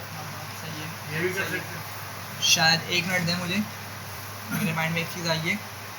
अगर मैं जाता हूँ, अच्छा हाँ सही है ना, इतना क्यों डिफ़िकल्ट बना रहे हैं। देखें स्टूडेंट के नेम्स मेरे पास मौजूद हैं, रजिस्ट्रेशन भी मौजूद है। अगर मैं रजिस्ट्रेशन को स्टूडेंट्स वाले के साथ मर्ज कर दूँ तो मुझे डिटेल मिल जाएगी देखने को। चलें करते सही है, समझ गया मैं। स्टूडेंट्स डॉट मर्ज और रजिस्ट्रेशन के साथ मर्ज कर रहे हैं, अच्छा मर्ज होगा, ये कॉमन कॉलम है इनमें, हाँ ठीक है। स्टूडेंट आईडी का कॉलम मौजूद है ना भाई दोनों के पास, तो स्टूडेंट आईडी इसको हमने मर्ज कर दिया, ये आ गई डिटेल हमारे पास। अगर मैं इसको स्टूडेंट नेम पे, मतलब नेम पर क्या कर दूँ, इसको ग्रुप बाय कर दूँ, नेम पर क्या करूँ, ग्रुप बाय करूँ, देखें ज़रा, डॉट ग्रुप बाय, और किस पर किया मैंने, नेम पर कर दिया, ठीक है। मुझे कुछ मिलेगा तो नहीं, लेकिन मैंने आगे करके लगा दिया डॉट साइज़, साइज़ हमें बताता है कि क्या उसकी शेप है। ज़रा देख रहे हैं, अब ये आ रहा है, अब्दुल्ला 4 मरतबा, अहमद 2 मरतबा उसने इन्वॉल्वमेंट करी, अली ने 4 मरतबा इन्वॉल्वमेंट करी, ठीक है। हाँ अब इसको अगर सॉर्ट कर देंगे तो अब काम हो जाएगा हमारा, dot sort values ascending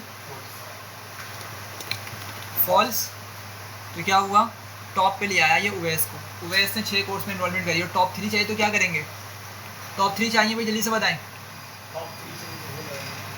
head लगाएंगे, हेड करके 3 लिख देंगे, टॉप के 3 आ जाएंगे, समझ रहे हैं। ये इस तरीके से होना था, तो हमने इस तरीके से इसको परफॉर्म किया, काम किया, ये है ना 6 5 4, हाँ ये वाला है, इस तरीके से वाला सही काम कर रहा है, सही है। बाकी और डुप्लीकेट वाला जब आप बोल रहे हैं ना, मेरे माइंड में आता है कि हम उसको स्टूडेंट आईडी भी क्या करें, सॉर्ट करें डिसेंडिंग ऑर्डर के तो अंदर। इसी तरह से हम सॉल्व कर सकते हैं, आसान है। उस कॉलम का डेटा कॉल कर लेंगे पहले और उसको शुरू कर देंगे। लेकिन सॉर्ट पता ही क्या होगा, वो डिसेंडिंग में हो जाएगा, सबसे हाई जिसकी स्टूडेंट आईडी होगी ना सबसे टॉप पर आ जाएगा। लेकिन मसला अभी भी क्या है कि उनका काउंट क्या है वो पता नहीं चल पा रहा। काउंट के बिहाफ पे हमने निकालना है ना असल तो मोस्ट रिपीटेड वाला तरीका, वो नहीं पता चल पा रहा। और डुप्लीकेट लगाए तो क्या कर रहा है वो सबको एक ही मरतबा लेकर आ रहा है, एक नंबर में लेकर आ रहा है, तो ये मसला आ रहा है। ठीक है, एक लास्ट क्यूरी बाकी है, आप लोग इसको खुद ट्राई करिएगा। ठीक है, आप लोगों का होमवर्क है और ये आज जो है ये कंप्लीट हो गई पार्टनर्स। इंशाल्लाह नेक्स्ट क्लास से हम मैट प्लॉट लिब स्टार्ट करेंगे। ठीक है, तो इसको यहीं पे हम एंड करते हैं।